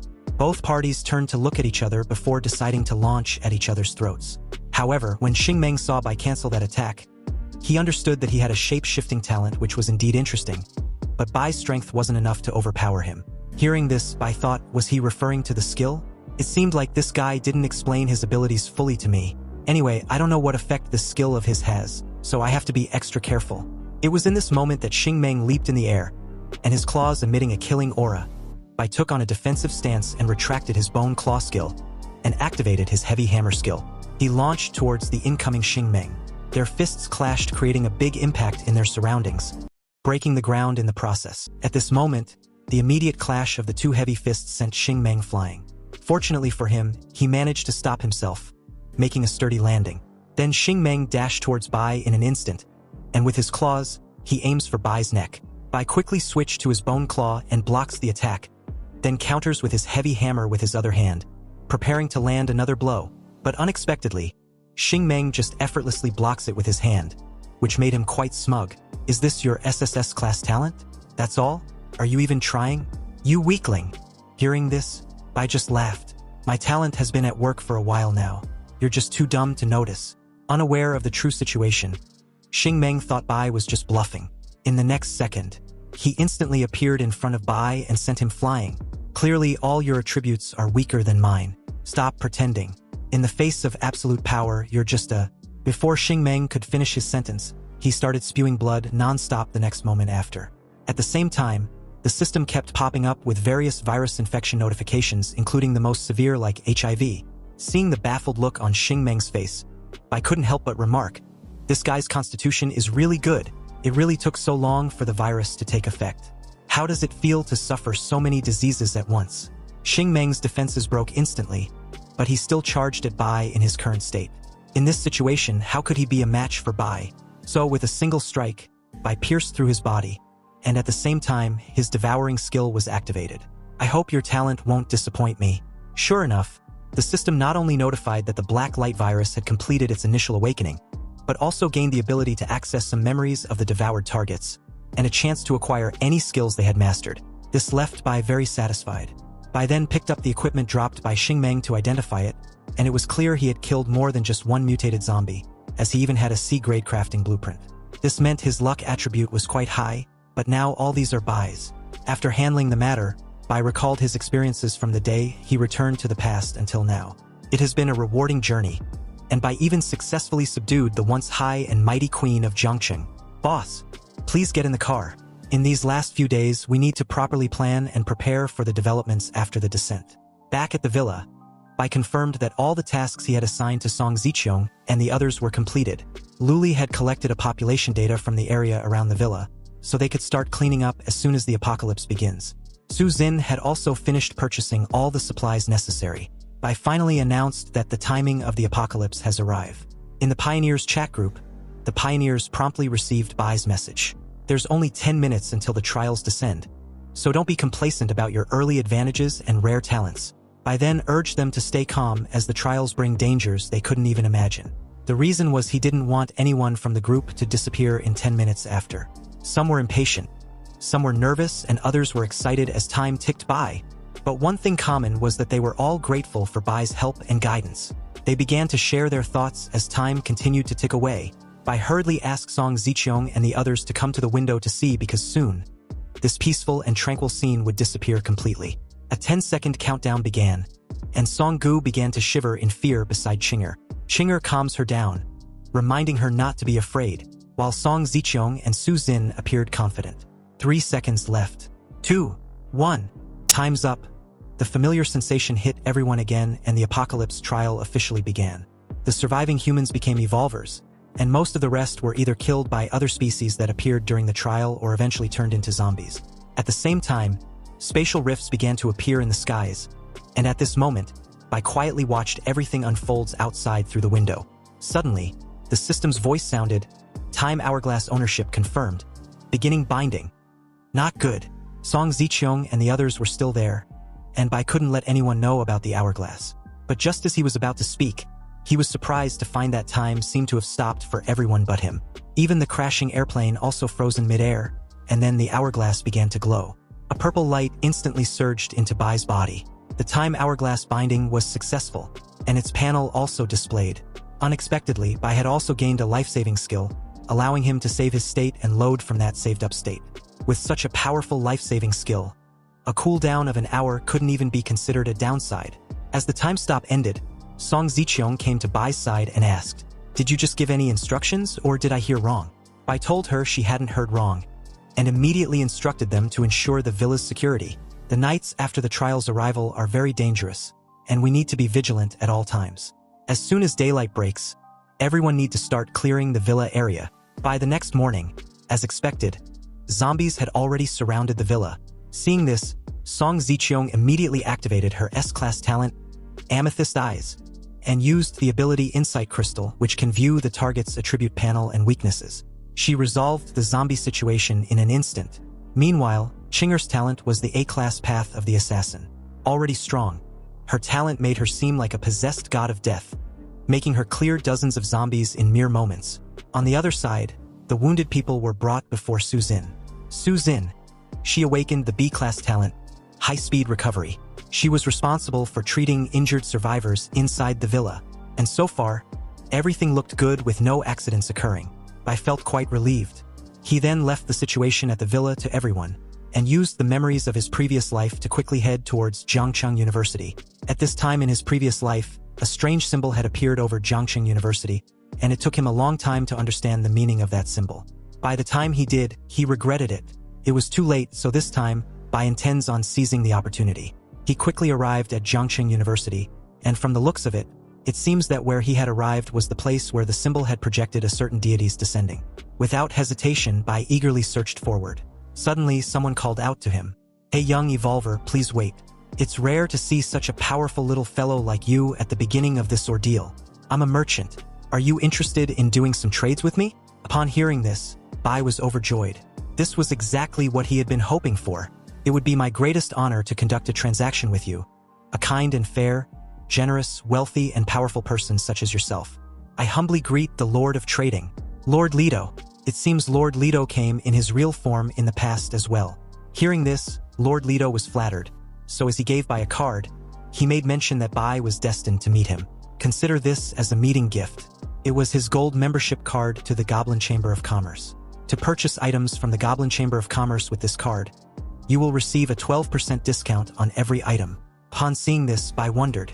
In his last life when he had met Lord Leto, he was immune to compliments and praise, so it was good he was quick on the uptake. Bai took the card, expressing his gratitude, and acknowledging Lord Leto's generosity. Lord Leto noticed that Bai was willing to trade. If so, then he was going to show him the products available. A Thunderwalker scroll of S grade and a Reaper's Touch, also an S- grade. Seeing all the precious items, Bai was stunned. Also, seeing the Thunderwalker profession scroll from his previous life indicated that it was purchased from Lord Leto. There were also so many other precious profession scrolls and items. Bai apologized to Lord Leto, explaining that he wanted to buy all the things he would offer, but unfortunately, he couldn't afford them right now. Understandingly, Lord Leto replied that he knew. At the beginning of the trials, evolvers wouldn't have much currency on hand, so Lord Leto reassured Bai that his products weren't junk. If Bai works hard to become wealthy, his anticipation upon meeting him again in the future for trading is guaranteed. Bai pondered for a while, then stated that although he couldn't afford to buy his products, he had heard that the gods couldn't participate directly in the trials. However, they can invest in evolved beings to make a profit. "Lord Leto, I believed you must have come here with the intention of investing, right?" Hearing this, Lord Leto was impressed. Bai's insight and knowledge was better than average. "You want my investment, don't you?" "Yes. Yes, I do, Lord Leto.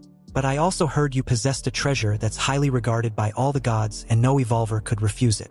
I ask you to invest that treasure in me, and I promise you that you won't regret it.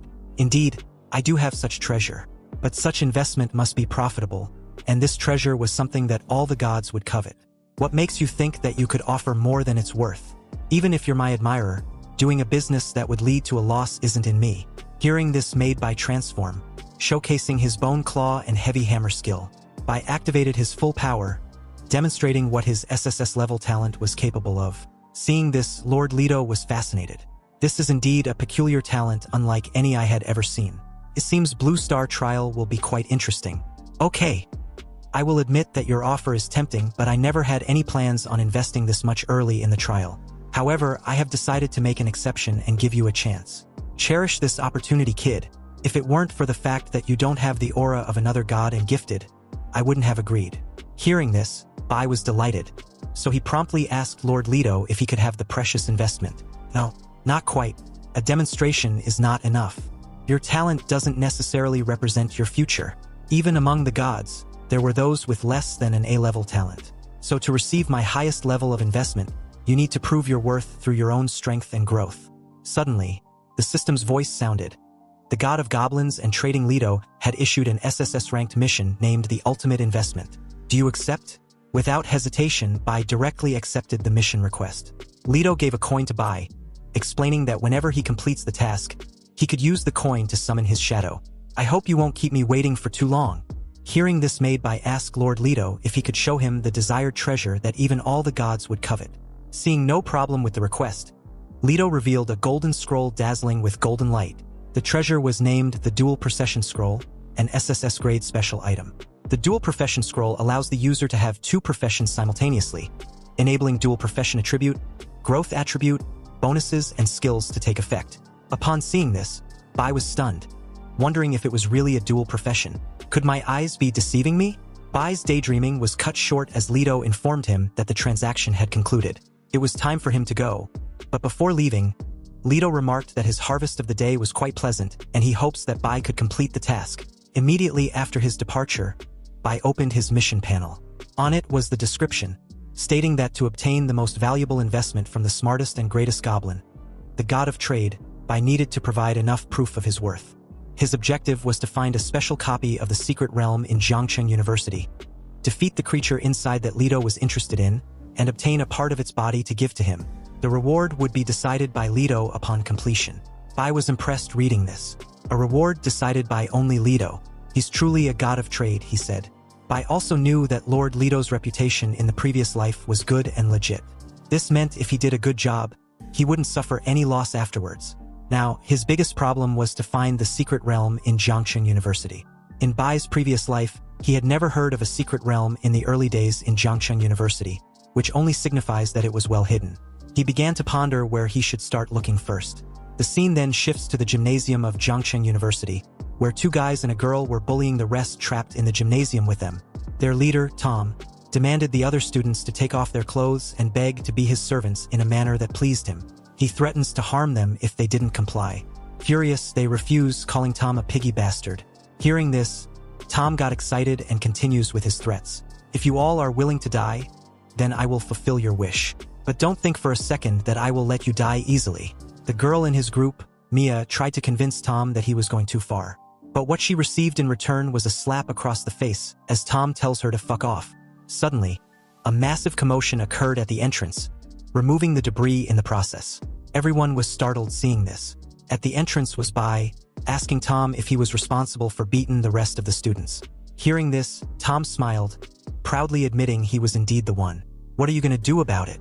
However, in the next second, Bai was upon him in an instant, shocking him and his minion and also Mia. With his bone claw, Bai tells Tom to go meet the King of Hell, slicing through him without any resistance. And like an idiot, his minion dashes towards Bai from behind.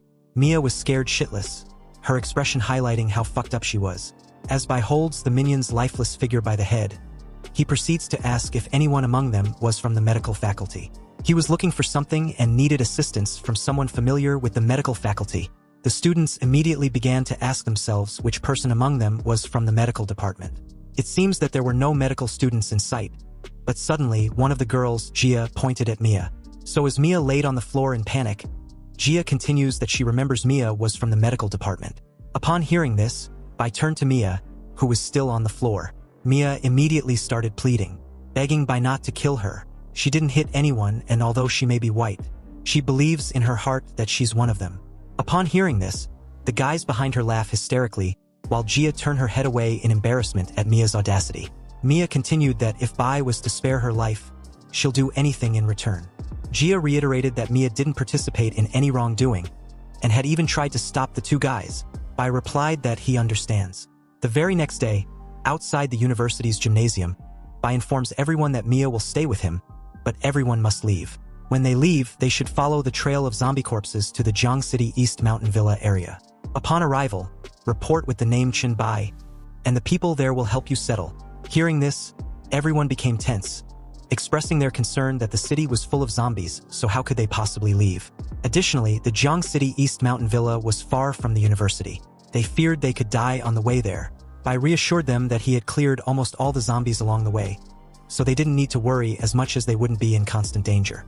He points out that they were all survivors, which means they were gifted evolvers as well. If they are too scared to face the zombies now, what would they do when the zombies and monsters start growing in numbers and evolve as well? If they don't start now, one thing is certain: they would be as good as dead in the near future. Upon hearing this, everyone was stunned, their expression highlighting the gruesome reality that awaits them if they refuse to level up their abilities. Gia was the first to speak up, thanking Bai and promising to set off with everyone immediately as soon as they can. As everyone leave, Mia asked Bai why she couldn't leave with them. "Why would you keep me here?" Then, a salacious thought sprouted in Mia's mind, making her blush profusely. She concluded that since all the native students in Jiangsheng University happens to like foreign beauties, Bai wasn't any exception. Why else would Bai keep her by his side? Mia proceeds to tell Bai not to use violence against her. She was willing to be his wildest horse. Hearing this, Bai smiled and told her she misunderstood him. He wasn't interested in a horse ridden by thousands. "Did you forget? I remember mentioning that I needed someone to help me find something in the medical department." Hearing this, Mia felt embarrassed and apologized, admitting that she was so scared before that she hadn't heard anything. And as she got over her brief embarrassment, Mia furiously shouted, telling Bai to not insult her like that. She hadn't been ridden by anyone, let alone thousands of people, and she can prove it. Hearing this made Bai reply that he got it. However, he couldn't help but smile at how quickly she got riled up. A while later, they left the university's gymnasium. Mai was visibly tired, so she started to complain, saying she was very tired from walking so much. "Can they take a break and rest for a bit?" "Of course not. I'm in a hurry, so we have to go now." And with those words, Bai held Mia's waist, pulling her along for the run as she whines about her shirt. A few minutes later, they reached the medical department research building, where Mia was a little frustrated, accusing Bai of being too pushy. She explains that if her foot hadn't caught her shirt at that last second, it would have been troublesome to be dressed in only her undergarment. Looking at the building, Bai asked Mia if this was really the research lab. "Yes, it is. There is a research room on the 3rd floor that only professors could enter. It is said to contain many samples and information about bacteria and viruses. Also, the passageway that leads to the underground basement isn't a garage, but the home of the anatomy teacher and the incinerator. So if there was anything hidden in the medical department that no one knows about, this was the only place she can think of." Hearing Mia's explanation, Bai nodded in understanding. The two then proceed to the virus research laboratory of the university, where there were numerous types of viruses. Seeing this, Bai was impressed and delighted. He remarked that he didn't expect the university to have such a treasure trove. Bai didn't need any invitation as he began to absorb all the viruses he could find. And along with his virus absorption came with several notifications, further elevating his power. However, during the process, the system notified him that he had gained enough influenza virus. The number of points needed to upgrade the influenza virus to a skill has been met, but doing so will reduce his points once again. With a surprised smile, Bai chose to upgrade. The upgrade was successful as he obtained the skill Epidemic Influenza. This skill releases a flu virus that infects a target within its range, reducing all of the target's attributes and adding a negative condition. Additionally, it has a feature called sneezing, which interrupts all chanting, accumulation, charging, and aiming when triggered. A wide smile crept on Bai's lips as he reads the notification. This is indeed a strong skill, capable of causing interruptions and offer a powerful control, especially with the addition of the sneeze effect. It was in that moment that Bai realized that when he was going through the virus tree, he hadn't paid enough attention to the reality of the viruses. It seems that he needed to pay more attention to this aspect when upgrading in the future. Knowing this, Bai also finally realized how terrifying an SSS-level talent really is. He still had some virus points left, and considering that the trial of the Goblin God will definitely not be simple, he decided to use them to increase his strength first. Bai then proceeds to open the Blacklight virus skill tree. He unlocked 2 passive skills, the first being the Flying Eaves and Walking Walls. With this skill, he could cling to any surface, and with the Blacklight virus greatly aiding in enhancing his balance and sense of direction. The second was Combat Focus, which focus on mind concentration. It greatly enhances dynamic vision and reflexes, doubling the ability to control all muscles in the body. He then moves towards a nearby wall, and as he stretched his fisted hand, Bai slowly aimed at hitting it. However, the wall shuddered upon impact. This scene shocked Mia greatly. She wondered how it was possible for Bai to shudder an entire wall with just a touch of a fist. Luckily, he didn't use it on me, otherwise I'll be dead by now, she thought. On the other hand, Bai was delighted in his new strength. He thought that if he could control all his muscles, not to mention exerting force between their sizes. Then, even within a hair's breadth, he could throw a full-force punch. As he turned around, Bai noticed that Mia was blushing profusely. But when he asked, Mia replied that it was nothing. Hearing this, Bai told Mia to lead the way to the anatomy teacher's place because he was done with the research laboratory. Soon, they were in the corridor of the Virus Research Institute basement, and up ahead of them was the entrance to the incineration room. However, due to the lack of electricity in the basement, the corridor was dark. This scared Mia greatly, so as she complained about it to Bai simply told her to stop walking. They've reached their destination. He could feel it, but at the same time as Mia heard this, she crashed headfirst into Bai. Opening the door, Bai warned Mia for the second time to wait in the corridor and under no circumstance should she enter. And although she was scared, she reluctantly agreed. As Bai entered the room, the system immediately notified him. The system asked Bai to confirm his entry into the Dungeon of Instants, the cooling incinerator. There was also a recommended level ranging from 5 to 10. So with a confident smile, Bai's response was a yes. Upon confirmation, the system then notified Bai that a successful clearance of the Instance Dungeon will make the dungeon exist permanently, but if it isn't cleared within 2 days, it will permanently disappear. Seeing this, Bai realized that this was the reason why he'd never heard of this dungeon before in his previous life. Suddenly, the corpses there began to move. Seeing this, Bai readied himself, activating his bone claw skill. Immediately after, the dead bodies suddenly woke up, with one even crawling on the ceiling. It seems that the corpses had mutate, making them stronger and more agile. Bai took on a defensive stance, his gaze moving back and forth between the two mutated corpses. Surprising enough, the two didn't attack simultaneously. The one on the ground was the first to launch towards Bai, but as soon as it got within an attacking distance, Bai, without hesitation, slashed its chest with his bone claws. The attack was so fast and fierce that the mutated corpse died instantly. The system notified him that he'd gained 400 experience points for killing a level 5 resurrected body. Seeing this, the other on the ceiling opened its mouth and sucked in a considerable amount of air, then released it in a thunderstorm-like attack on Bai. But due to Bai's fast movements, he effortlessly moved to the side, dodging the assault with ease. He now understands why they didn't attack together earlier. It seems the attack just now requires some time to be activated. And although the attack might be too slow, Bai had no intention of playing around first. So with a giant leap, he made his way towards the mutated corpse on the ceiling, and as a smile crept on his lips, he told it to go back to hell. So with his heavy hammer, he delivered a massive gut-wrenching punch, killing it instantly. Again, the system notified him. This time around, he gained 1,000 experience points for killing a level 7 splicer infant spider. Seeing the system prompt, Bai was delighted as he made a sturdy landing. He thought this instant dungeon was really special indeed. It had a lot of experience points just begging to be harvested. At that very moment, the rest of the corpses mutated as they woke up, their gaze locked on Bai with an intense killing intent. Also, the door of the machine's incinerating chamber was repeatedly being hit from the inside. On the other hand, Bai was excited seeing this new development. He urged them to hurry and attack him already. The more the merrier. However, their slow movement made Bai decide to attack first. With his fast movements, Bai easily dealt with them, gaining 7,400 experience points in the process. The system prompted Bai that he had leveled up to 4 and gained 2 free attribute points. Bai approached the incinerating chamber and called out the boss. "Your minions are all dead, why don't you come out? Or would you like me to help you out?" Suddenly, a loud bang rang out, and with it, the door of the machine's incinerating chamber was blown open. Bai was immediately alert, his gaze fixated on what was in front of him. In the incinerating chamber was a massive meat-like monster. The sudden appearance made Bai feel uneasy. He wondered how it was possible for the meat-like monster to evoke such a strong sense of danger in him. This prompted him to quickly take action to eliminate the monster before it could evolve any further. So without hesitation, Bai launched an attack. However, the monster swiftly blocked it with a hand. Bai was undeterred and followed up with an attempt to infect the monster with his evolved flu virus. But the system notified him that the skill had no effect on the target. So as the meat-like monster fully emerged from the machine, it transformed and retaliated with a powerful punch which sent Bai flying and crashing into a wall, denting it greatly. As the dust cleared, Bai, staring at the monster, was impressed with its strength.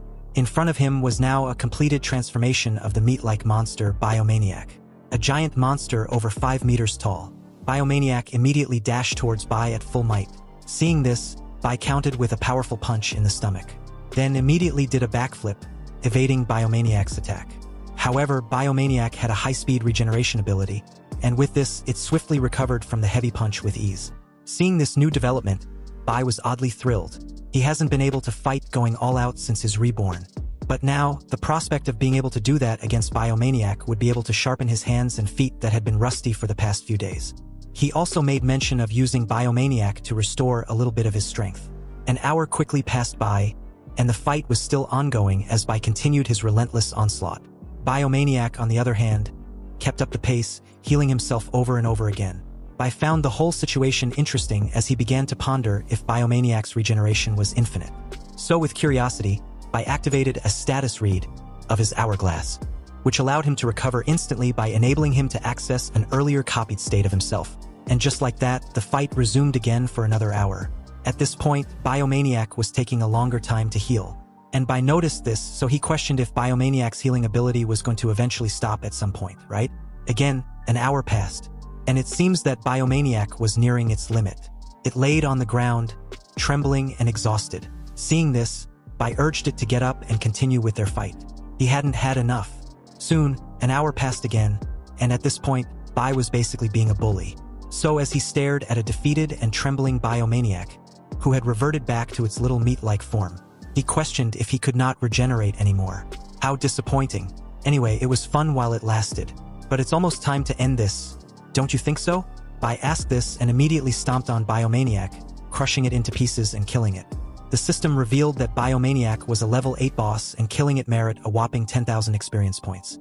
Furthermore, Bai leveled up to 5 and gained 2 free attribute points. Bai received another notification that the dungeon had been successfully cleared, and he now had the option to exit anytime. Also, the instant dungeon cooled incinerator had been made permanent with a cooldown of 3 days. The system then presented Bai with an option to upload the clearance video as a paid video guide. All the payment would belong to the uploader. There was also an option to hide his face, ID and name. The price of viewing the video can also be set by the uploader. Seeing this, Bai agreed to the terms and requested to hide his appearance. The scene then shifted to Dongshan Villa area, specifically, Song Ziqiong's villa. Inside her room, she was being treated by Su Zin. Suddenly, Song Ziqiong immediately sat up straight, shocked at the announcement in the chat group. An evolver named White had uploaded the clearance video of a nightmare-level mystery dungeon, Cooled Incinerator, with a recommended level of 5 to 10. The viewing price was set at 1 copper coin. Seeing this, Song Ziqiong and Su Zin, with a nervous anticipation, decided to watch the video together. At the same time, other pioneers were way ahead of them. They had already tuned in from wherever they were. A girl was stunned by the speed at which Bai fought the monster, so she had to slow down the video to observe it carefully. Another was delighted that Bai was fully recovered. A guy with a headband was excited upon witnessing the fierce fight, and another, after observing, realized that the monster's regeneration was on a whole different level than Bai's. Although not infinite, was better than anything he'd ever seen. The chat group immediately exploded with comments after comments. Some were of Bai's insane power and also Biomaniac's. Others were about their admiration towards him. Overall, the fight was intense and impressive. Back at the cooled incinerator dungeon, Bai had successfully absorbed all traces of Biomaniac and his minions. The system notified him that he'd gained 300 Black Light virus evolution points after the absorption of the special complex mutant. It seems that the Black Light virus had its own evolution points which were different from the virus points of talent. With his current resources, it meant Bai can only evolve the abilities and skills of the Black Light virus. Upon realizing this, Bai was actually delighted with the information. The system showed that with his evolution of his Black Light virus, his recovery speed had increased by 300%. He also acquired Biomaniac's Grade A passive ability skill, Cell Regeneration, and this was triggered by his Black Light virus. This skill allowed him to use a certain amount of his stamina or other energy to regenerate as quickly as possible, including a severed limb. The skill can also be turned on or off. Knowing there was a low probability of getting a passive skill, let alone an A-level skill at that, Bai was delighted with himself. Then, finally, it was time for him to check what the nightmare-level boss dropped. In front of Bai were 3 golden rewards that dropped. The first reward Bai picked up was a scroll, a unique A-level Biodemon professional scroll. It was an evil profession that absorbs other living beings to improve itself, and has the ability to stimulate its own cells to greatly enhance its strength and recovery capabilities. There was also a caution that excessive absorption may cause gene disintegration or mutation, and the consequences were unknown. The evolver had to be of level 10 with a physique greater than 15 to be able to use the item. A unique A-level profession with both risk and benefits. But I already have the black light virus, so this won't do. Bai commented after a considerable thought. He then moved on to the second reward, which was a potion. A grade C genetic essence which had a perfect genetic essence that can be used to greatly improve one's physical condition. However, each evolver can only take it once. Seeing this, Bai immediately uncorked it, then drank the content without a second thought. His strength, physique and agility permanently increased by 2, 6 and 3 respectively. Then, the last of the 3 was a cloth named the Faceless Skin. Curious, Bai picked it up, and upon doing so, he realized that it was a D-grade special defense item. A special skin product with an excellent defense, multiple genes, and can alleviate the problem of a sagging skin. It adds a plus 10 each to an evolver's agility, physique, and defense. Also, it had 2 effects on the body. The first was called body shaping, which could improve body shape when worn for a long term. However, this was recommended for women because it had a better effect on them. The second was called dynamic skin.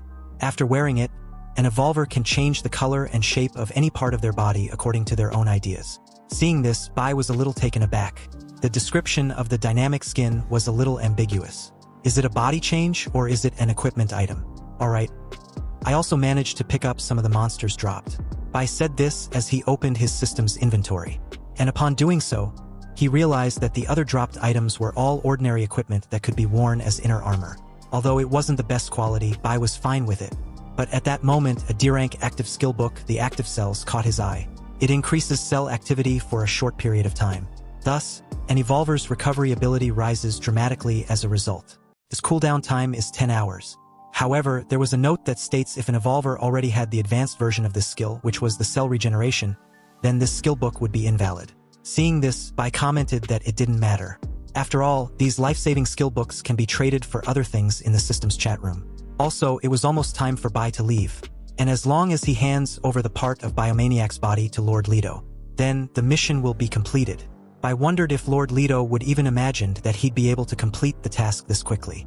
And as he thought about Lord Leto's actions some more, Bai hesitated on leaving the dungeon. Then, he suddenly chose not to exit the dungeon. According to Bai, something wasn't adding up. Lord Leto wasn't a wandering trader in the game who move aimlessly. He must have come to Blue Star for a reason. And as Bai remembers Lord Leto's departing words, about his day being an unexpected harvest because Bai was an unexpected bonus, then Lord Leto's original purpose was most likely this special dungeon. Bai became resolve in his decision after this thought. However, the amount of rewards that he was getting in the dungeon wasn't adding up. There was no need for a divine avatar to come to Blue Star for these rewards. Could it be that his purpose had nothing to do with this dungeon? Or am I missing something? His attention immediately shifted to the dungeon's incineration chamber. Upon close inspection, Bai realized that if there was anything he hadn't seen in the dungeon, then it must be inside the incineration chamber. As he entered the incineration chamber, he noticed that the walls of the iron sheets, which was the fire outlets for the incineration bodies, was covered with oil and grease. And that was it. There was nothing special about it either. Looking at the pipe system, he wondered, could it be inside the pipe? Bai decided to go inside the pipe above to have a look. If he didn't investigate thoroughly, he might miss something. So with a light leap, Bai moved above the incineration chamber into the pipe system at a considerable pace. After a brief moment inside the pipe, he noticed that it was quite long and had far exceeded the height of the room. Then, looking ahead of him, his eyes widened in surprise. To his shock, it was a dead end. It can't be. Can it? Is there really nothing? Bai questioned himself as his elbow involuntarily hit the iron sheet. Immediately after, a golden mask emerged from the iron sheet with a burst of golden light. Bai's reflexes kicked in as he punched the mask without any consideration. However, the system's notification alerted him soon after. What he'd found was a mask with an unknown name and grade. But the main cause of the incinerator's phenomenon was this unknown thing, and the appearance of the mask, which seems to have miraculous functions and effects. Amazed that his hunch was right, and there was actually an item, Bai, with curiosity and caution, picked up the mask. Although the mask had an unspecified name with some question marks, Bai had a gut feeling that it was most likely a fragment of an SSS-class item or an item related to a god. This was amazing, he said. This was definitely what Lord Leto was aiming for, but fortunately, it's in my hands now, and I've got to find a way to keep it. Outside the building of the university's underground incinerator, nightfall descends. Inside, Bai came out of the incineration chamber, then the dungeon soon after, and upon seeing Bai, Mia, with enthusiasm, shouted excitedly that she'd watched Bai's video. He was way too strong than what she initially thought, and that she was in love with him now. Hearing this, Bai just asked her if she had copper coins. "Oh, I do. When the others were fighting zombies, I contributed with a last-ditch attack." Checking his own, Bai wondered how many gold coins he had. The price to watch the video was a copper coin, so there should be a lot of people watching. He found out that he had a total of 912 gold coins, 75 silver coins, and 32 copper coins, which was not enough. He needed 1,000 gold coins to unlock a spatial storage feature. The spatial storage was protected by the universal will from all intruders in every dimension or place, so it was the safest way to leave the item undetected. Due to this, he decided to wait before he turned in his mission. Soon, Bai and Mia exit the university's medical faculty, specifically, its main building. Mia asked Bai if he was heading back to Dongshan Villa mentioned earlier. "No, not at this moment. There are many unknown dangers at night, so we should find a place to spend the night first." Hearing this, Mia was delighted. She made mention that there were a few high-class hotels not far from the university, and it was not a holiday either, so there won't be many people. Also, they were extremely tall, so it should be safer, right? Bai had no objections hearing this, so she told Mia to lead the way. They made their way to the Love Couple Hotel. Inside a room named Hundreds of Temptations, Mia, dressed in a nurse uniform, asked Bai if the uniform was to his liking. "No, I don't like this one." Hearing this, Mia apologized. She thought Bai picked this hotel specifically for this purpose. "Indeed, I did pick this hotel for this purpose, but I simply don't like what you're wearing right now." Mia suggested she'll go find another uniform then. Soon, she came out from the changing room, dressed in a too revealing cop uniform. Again, Bai told her to change into something else. She did just that immediately. Her next uniform was that of a teacher. But same as previously, she was told that a change of uniform was needed because she wasn't well behaved enough. Next was a student, but she was boring, so another change was needed, preferably a more interesting costume. Mia's next uniform was that of a pet, with a tail and all. Seeing this, Bai, intrigued with the idea of Mia being his little pet secret, protected by the universal will. Bai was then given an option to choose a successor, and asked to use the spatial storage carefully. His first action was the golden mask. Bai successfully stored it in the storage space. The next step was to proceed to summon Lord Leto. Bai, with a smile, took out the coin and tossed it, summoning the god of goblin and trade. At an undisclosed location near Love Hotel, Bai waited patiently for Lord Leto's arrival. And as he was waiting, he remembered a saying in his previous life that was widely circulated. It was that when trading with Lord Leto, emotions were part of the bargaining chip. This meant that Lord Leto would adjust the rewards in order to take care of the emotions of the transaction or task object. However, the premise was that the evolver had to have enough value in Lord Leto's eyes. Soon, Bai took out the piece of Biomaniac's body from his pocket when Lord Leto arrived.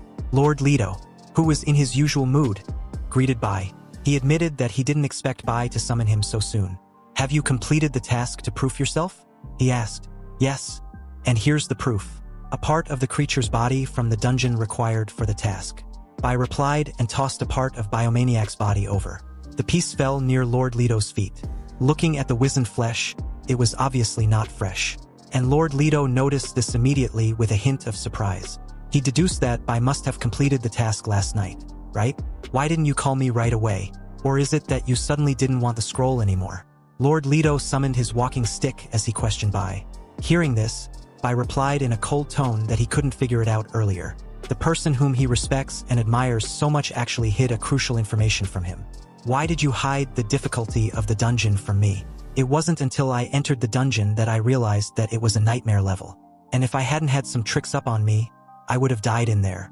Considering Bai's accusations, Lord Leto replied after a brief moment that he understands Bai's frustration, but he can explain. In fact, it was part of the test if he's being honest. There was no way he would hand over such a treasure to someone who couldn't handle the unexpected. So with this realization, Lord Leto hopes Bai understands. Bai, still maintaining his cold demeanor, replied that he got it. Anyway, what's the reward and the next task? First, Lord Leto admitted that it was wrong of him to hide the information from Bai in the first place. Second, since Bai had proven himself, he had to reward him. However, this time around, the reward was of Bai's choosing. Also, the next task will be the final round. How's that? Hearing this, Bai smiled for the first time upon summoning Lord Leto. Bai then paid his respects to Lord Leto for his understanding and generosity. Acknowledging Bai's appreciation, Lord Leto told him to take his pick with the highest quality B rank items. Immediately after, numerous items suddenly appeared around Bai, shocking him. Seeing the items on display, Bai was impressed. He chose a B rank recovery scroll. Bai's choice also impressed Lord Leto a little. He commented that Bai was indeed knowledgeable and had a clear goal in mind. So with the reward session over, the next thing was the final task. Upon hearing this, Bai's entire demeanor stiffens as his eyes widen in complete shock. In front of him was an SSS level task, named the Ultimate Investment, issued by Lord Leto. This final round was to get 2 SSS level profession scrolls. 2 SSS level profession scrolls? Bai shouted in disbelief. So with a nervous look, Bai questioned Lord Leto if he knows the level of difficulty the task was. Even gods are not born with SSS level professions. Of course I know. I know all too well. After all, my first profession was an A level. However, it's my best treasure, so it must go to the best place. Otherwise, I would have a hard time parting with it. Left with no choice, Bai agreed, accepting the task with full confidence.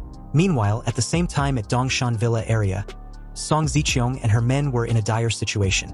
Their territory was invaded by a level 5 mutant giant rat. With a strength of 18, agility of 20, physique of 19 and energy of 3. This was the only information they could get their hands on since their difference in levels were too great to see the rest of the giant rat's abilities. As Dongshan Villa area faced several casualties, Song Ziqiong, Chinger, and a couple of guards hid behind huge rocks amidst the chaos, observing the movements of the giant rat. Chinger briefed Song Ziqiong that the rat they're currently facing was much bigger than the previous ones. Also, the 2 teams which had encountered the rat had been completely wiped out. Hearing this, Song Ziqiong replied, knowing all too well that the mutated rat had its attributes higher than theirs about 3 or 4 times. Hearing this made Chinger ask what they should do then, since they were unable to deal with it. Looking at her injured men, Song Ziqiong ordered them to stay away from the giant rat for now, but should continue to observe its movements. However, unbeknownst to everyone, the giant rat had a high sense of smell, and had caught on to their scent at that precise moment. Seeing this, Chinger's eyes widened upon realization, but it was too late. The giant mutated rat, with its fierce movements, was upon them in an instant. Song Ziqiong shouted for everyone to run away as Chinger helps her evade the rat's assault. The mutated rat began to wreak havoc over and over without any signs of slowing down. Amidst the deafening chaos, Chinger tried to help Song Ziqiong to her feet, urging her about the need to escape their immediate vicinity as soon as possible.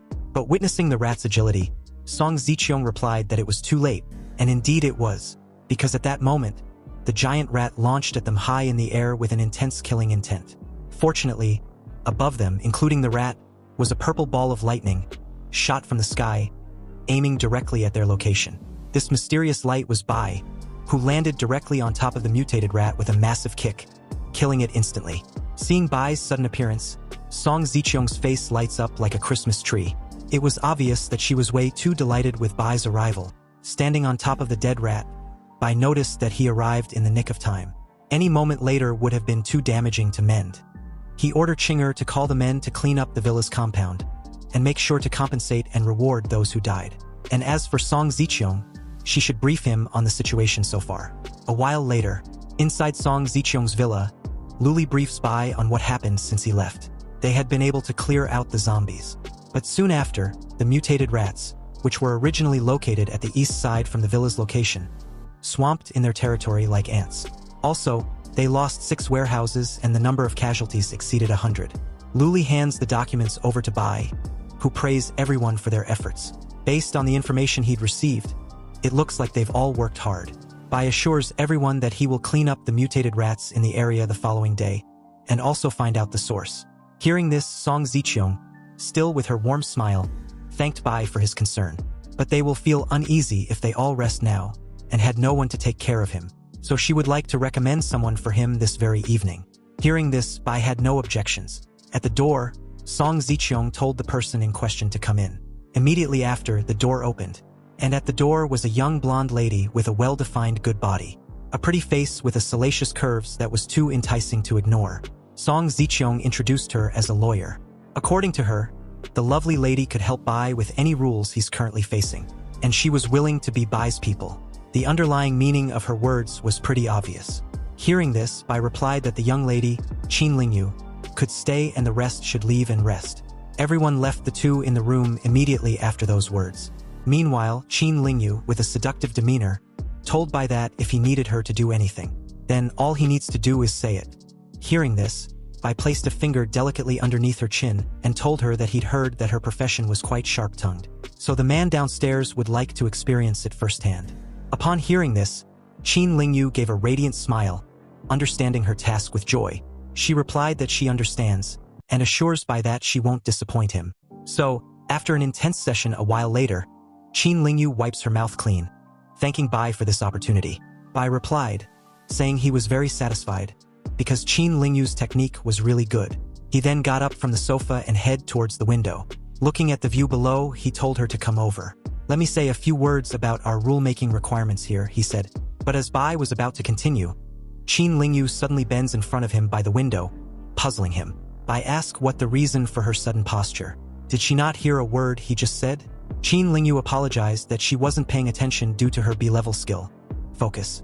It allows her to increase the speed of her thinking and the sensitivity of her senses when she is concentrating on anything, and blocks out all other information from the outside world. Listening to her explanation, Bai continue with what he was saying earlier. "Anyway, I asked you to come over so you can see all the 3 areas of Dongshan.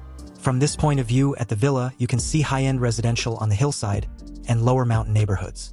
I need you to make rules according to these different areas." Qin Lingyu replied that she understood, and continued by asking if Bai had any other requests. Hearing this gave Bai an idea, so with a sly grin, he replied that he indeed did have a simple request, and it was about her abilities. "I'm curious to see how far your senses can be stimulated when you're concentrating on your feelings." Qin Lingyu began to blush profusely when she understood what Bai was implying. She then turns to face the window, activating her focus skill. And what followed after was another intense session throughout the night. The next morning, Bai led a team to the sewerage outlet within the area. He explained to everyone present that he found this place through the architectural drawing and traces of mutated rats.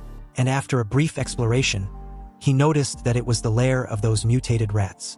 Bai also decided against cleaning the place up by himself. And this was the reason why he brought everyone here. He wants to quickly train strong individuals who were reliable and could be trusted to protect everyone within their community when he's not around. Everyone present was picked and brought here by him to level up. When they become strong and capable, they would be the backbone of the community. Bai turned to face them and asked if they were ready for such a task. In unison, everyone half knelt and replied that they were ready, calling him Master.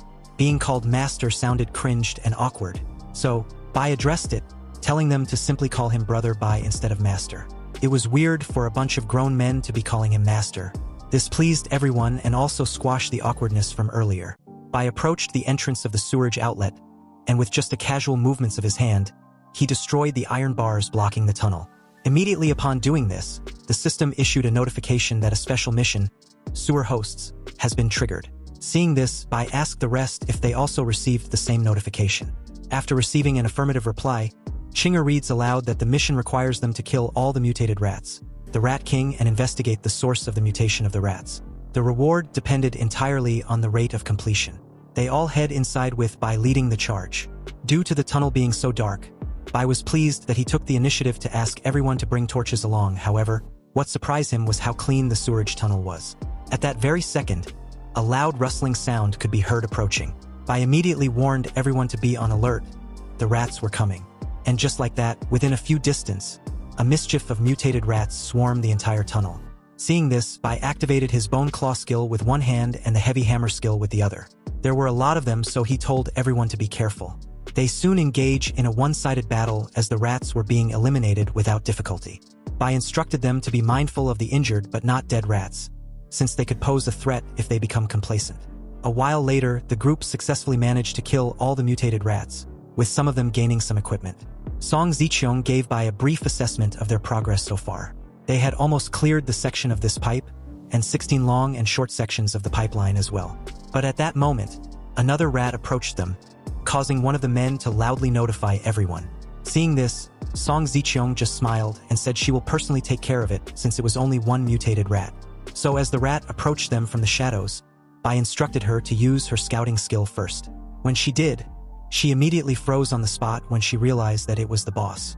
A level 7 boss, the Rat King.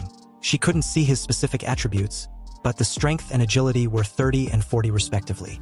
The Rat King launched at Song Ziqiang with evident killing intent, but before it could get any closer to her, Bai leaped forward, deciding to face it head-on. Worried, she told Bai to be careful, but what she saw right after left her speechless. In one clean strike, Bai had swiftly killed the Rat King. He received a Grade E set of Defense Plague boots. It gives an additional 5 agility points to the user. It also had a poison protection function which reduces the effects of poisonous debuffs. The boots worn by the Plague Bearer will spread fear and death wherever he steps. The disease spreads also. Bai was surprised upon receiving a piece of a full set equipment for killing the Rat King. He immediately puts it on, and although it was a lower grade item, if he were to collect all of them, 5 in total, then they would be several times stronger than that of normal equipment of the same grade. With the Rat King killed, the remaining task was to investigate the cause of the mutation. A while later, after exploring all the remaining 5 pipelines, everyone was puzzled that there weren't that many rats to deal with. When they try approaching Bai, he told them, including Song Ziqiang, to stop. They shouldn't approach any further. Bai took a couple steps forward, and as he did, the system notified him that he had absorbed a spore plague for the first time and gained 10 plus virus points. Then, a bone spur plague also for the first time and gained 23 plus virus points. A rotting plague, a mutant dark green spore plague, and a black death plague for 15, 14 and 20 plus virus points respectively. Bai was surprised with this new development. It was normal to absorb viruses and some germs in the sewers, but the viruses he just absorbed were something that didn't exist on Earth before the trials. Moreover, the type, quality and quantity could even harm evolvers. It seems the source of the mutation was not far ahead either. So Bai told Song Ziqiang and the others that they couldn't go any further. They should return immediately. Song Ziqiang agreed without hesitation. And as Bai continued further, he noticed that with each step he took, the virus points grew faster, which he found interesting. He wondered what the growth rate will be when he finds the source. As Bai approached the source, he felt the virus points growing more and more intense. And as for a virus monarch such as himself, this place was heaven for him. Bai found the source, and it turns out to be a corpse with several web-like structure attached to its back. It was emitting a green glow and suspending the corpse in the air. A corpse?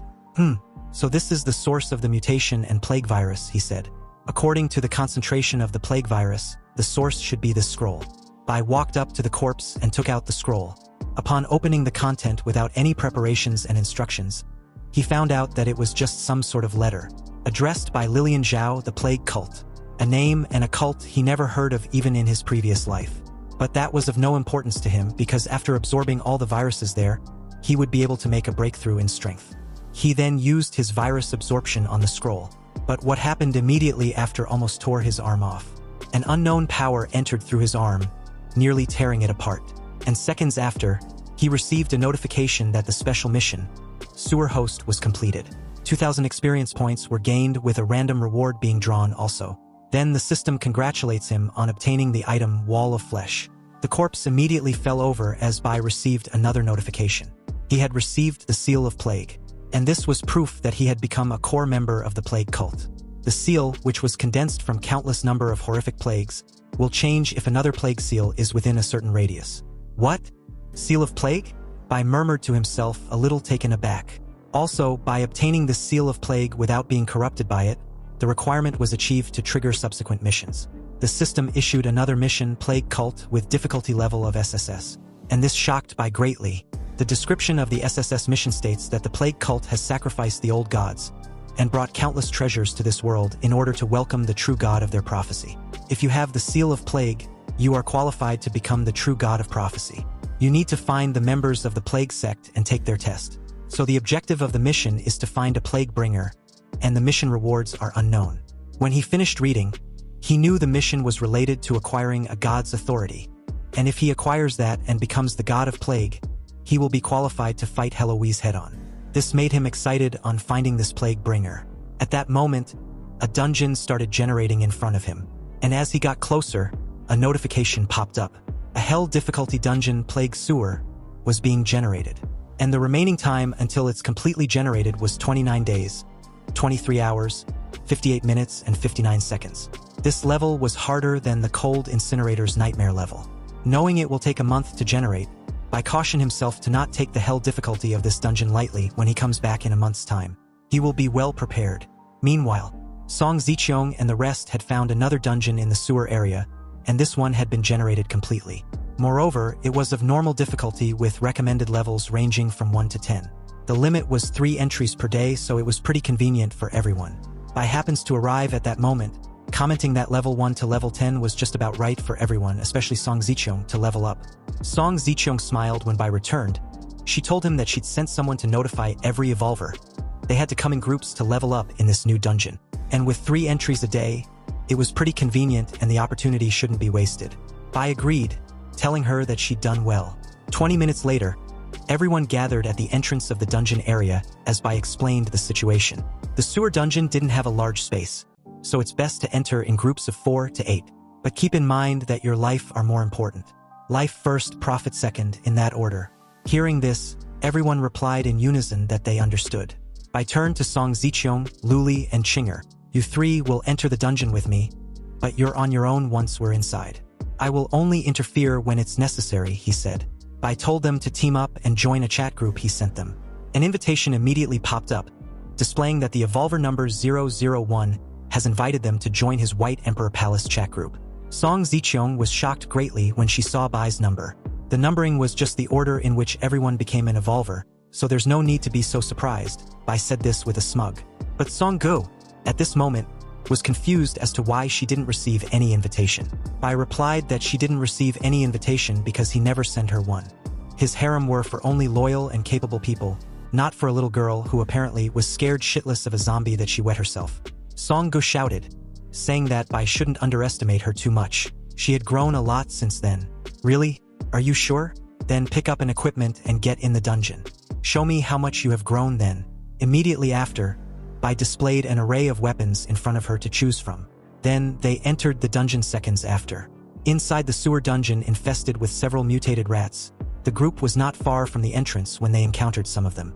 Song Gu, with a dagger in hand, took on a stance and readied herself. I will handle these giant rats ahead by myself, she said. At this moment, Bai remembered that he still had no idea what Luli and Song Gu talents were.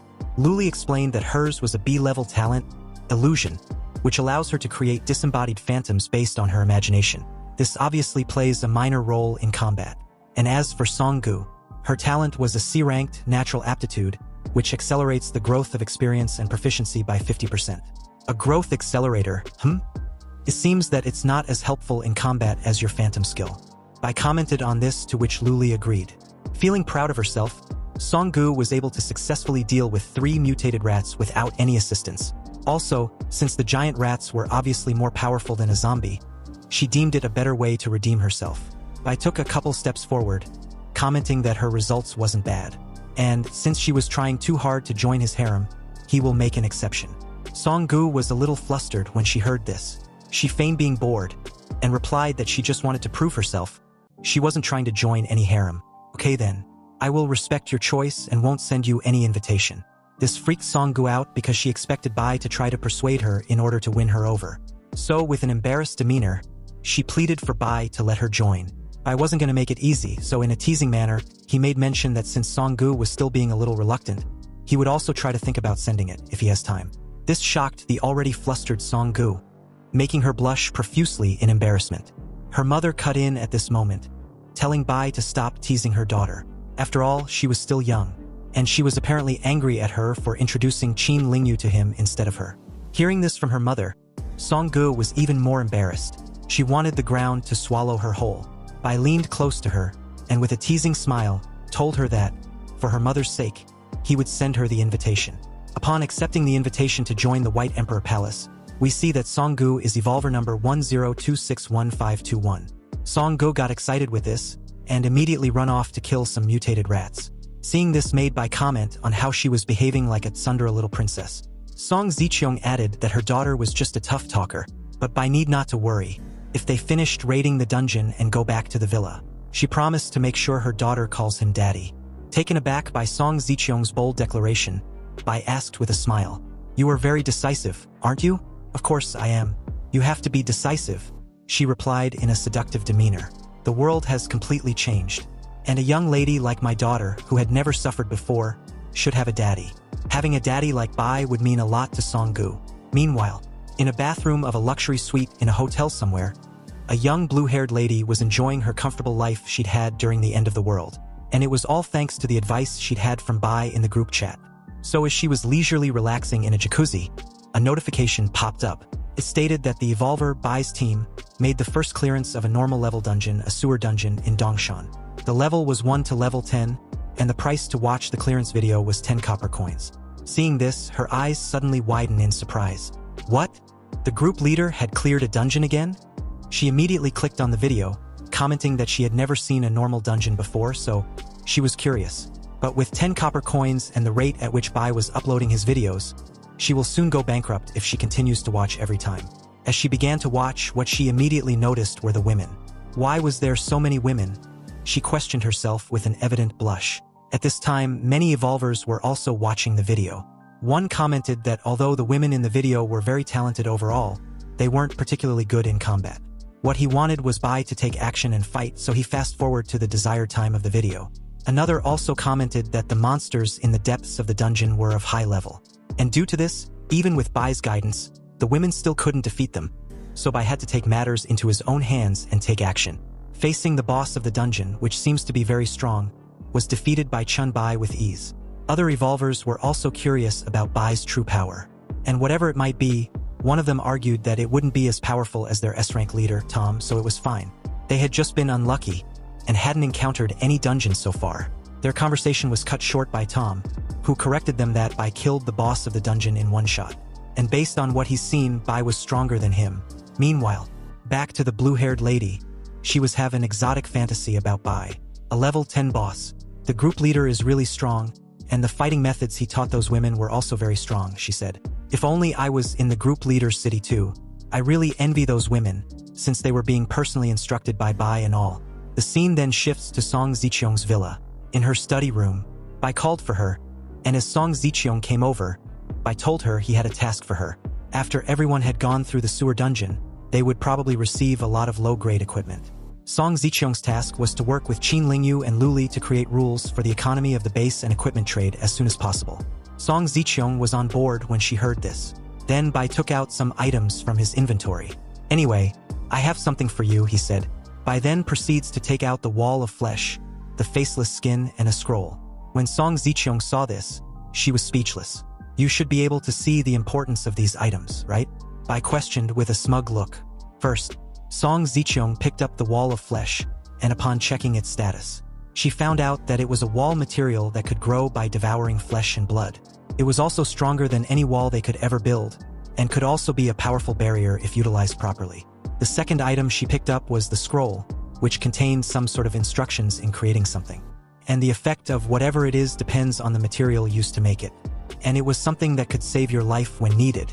Song Ziqiong commented that with these items, they could definitely become the sole ruler of Jiangqing in a short time. The third, and what Song Ziqiong became most interested in, was the faceless skin, which improves the appearance of the body and can be transformed into any appearance. Seeing her excitement, Bai took a seat and asked if the other two was less important than what she was currently holding. What? How can that be? When you're the real owner of all this, Song Ziqiong said with a seductive demeanor. That's why the equipment that pleases you the most is the most important of the three. She then snuggled up to Bai as Bai commented. I don't know much about women's clothes, so I'm wondering if you can surprise me. Song Ziqiong replied that she did had a surprise for Bai, and it wasn't just her. She promised to make Song Gu officially call Bai daddy. She was gonna dress up right now, so Bai should just wait patiently. A while later, in the middle of the night, inside the bedroom of the villa, Bai was carrying a woman dressed in a cat costume. She was fast asleep as Bai carried her, and gently placed her on a white cotton sheet where there were 4 other women, who were also fast asleep. What took place was obvious and didn't need any explanation.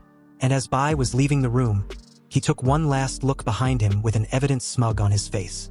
He dressed up, equipped himself with the plague robe, and as he did, the system notified him that all his attributes had increased by 5, and he was 2 out of 5 when it came to equipping himself with the plague set part. His day's dungeon raid in the sewer only dropped 1 plague set after 3 attempts. But if he were to get 1 plague set part after every 3 attempts, then he can collect the full set in 3 days. At that moment, Bai got a system alert in his chat group. A member by the name Dreamy had initiated a private chat with Bai. Dreamy? Upon checking the message, it reads that Dreamy had watched Bai's recent strategy video. He gave guidance based on each person's talents and abilities. Dreamy, on the other hand, was not good at combat. so contacting Bai at this moment was to get his guidance. Is that okay? Realizing it was just a person looking for guidance, Bai replied, guidance requires me to have a certain understanding of your talent. If you trust me, then send me your talent details and I can help you after taking a look. If you don't want to reveal your talent details, your attributes details are fine too. But with just that, I won't be able to help you much. Dreamy answered immediately after reading the reply. No, if it depends on talent details, I will give it to you right now, she said. Bai was puzzled. He'd never heard of someone named Dreamy in his previous life. And the people in the group are all pioneers, so she's got to be good. But at that moment, Bai's eyes widened in shock when Dreamy sent her talent details over. Dream Butterfly with Dream Points of 31. An SSS level talent with infinite growth. Seeing this, he was certain that there was no way this power of Dreamy could be unknown in his previous life. So this meant that she died in his previous life. Bai replied, saying that SSS level talents were very complicated. Can you tell me the effects of your talents and skills? He asked. Dreamy agreed and replied that her Dream Butterfly was the ability to enter the dream world, which was the same as the real world. And it can also be used to enter other people's dream world. She continued that some things could be taken out of the dream world. And with that, she had been dreamweaving. Dreamweaving was about adjusting anything in the dream world, however, there was very little she could adjust at the moment. Also, to dream with her, she had to invite the person into her dream world by creating a dream totem. Bai read the message with a smile. He knew that the talent was practically invincible as long as no one finds her true body. Dreamy sent him another message, saying that she wanted to send Bai a dream totem in the form of a picture. Then Bai could enter the dream world and guide her. Bai wasn't on board with that idea because, if he were to enter in her dream world, he wouldn't have any protection. Dreamy pleaded for Bai to not refuse her. She could sign an Evolver's contract with him, promising not to do anything harmful to Bai. An Evolver's contract? Bai's eyes widened in surprise when he read this. A bit unsure, Bai asked Dreamy if she meant an Evolver's contract, recognized by the Universal Will, which also cost at least 10 gold coins. This made Bai question why she needed his combat advice anyway. She was willing to sacrifice 10 gold coins. Also, if she's that weak in combat, how come she has 10 gold coins to begin with? The monsters I kill in the dream world die in real life as well, she said. And I can adjust the explosion rate of the monsters in the dream world through dreamweaving, so I have just enough gold coins. Dreamy also made mention that she could give Bai other rewards which he would be interested in. They were 2 skill books. The first skill is Spiritual Perception D-level skill book. Bai knew it was a powerful ability, and it could be said that it was no worse than Bai's Virus King. The second skill is City Building Order, a grade F special item. At this moment, Dreamy pleaded again, telling Bai that although she might be strong in her dreams, she is the exact opposite in reality. And on top of this, she had a strong gut feeling that if she didn't improve her combat skills, she would die sooner or later. Upon reading this, Bai immediately thought that her instincts were accurate. After all, her abilities had no physical improvements whatsoever. It was an incredible weakness. Alright then, send me the Evolver's contract. Bai agreed to teach her. Since Dreamy was willing to sign the contract, he would help her. After all, such a powerful talent must be recruited for his use. Seconds later, the Evolver's contract was sent, which was valid for 24 hours. And Bai, without hesitation, agreed and signed the contract. It was nightfall, and in the second bedroom of the villa, Bai was leisurely resting on his bed. The dream totem needs Bai to relax and focus for 3 minutes to activate. But it takes significantly longer if a person has a guarded personality.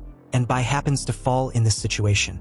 He knew that if Dreamy's ability evolves to the point where it was possible to be awake and dream at same time, then it would be terrifying. The contract was eventually activated as Bai fell under, and slowly woke up in Dreamy's apartment in the dream world. He got up, took a couple steps when he saw Dreamy for the first time. Dreamy turned out to be a little pink-haired girl. Hello, group leader. Welcome to the dream world, she said nervously.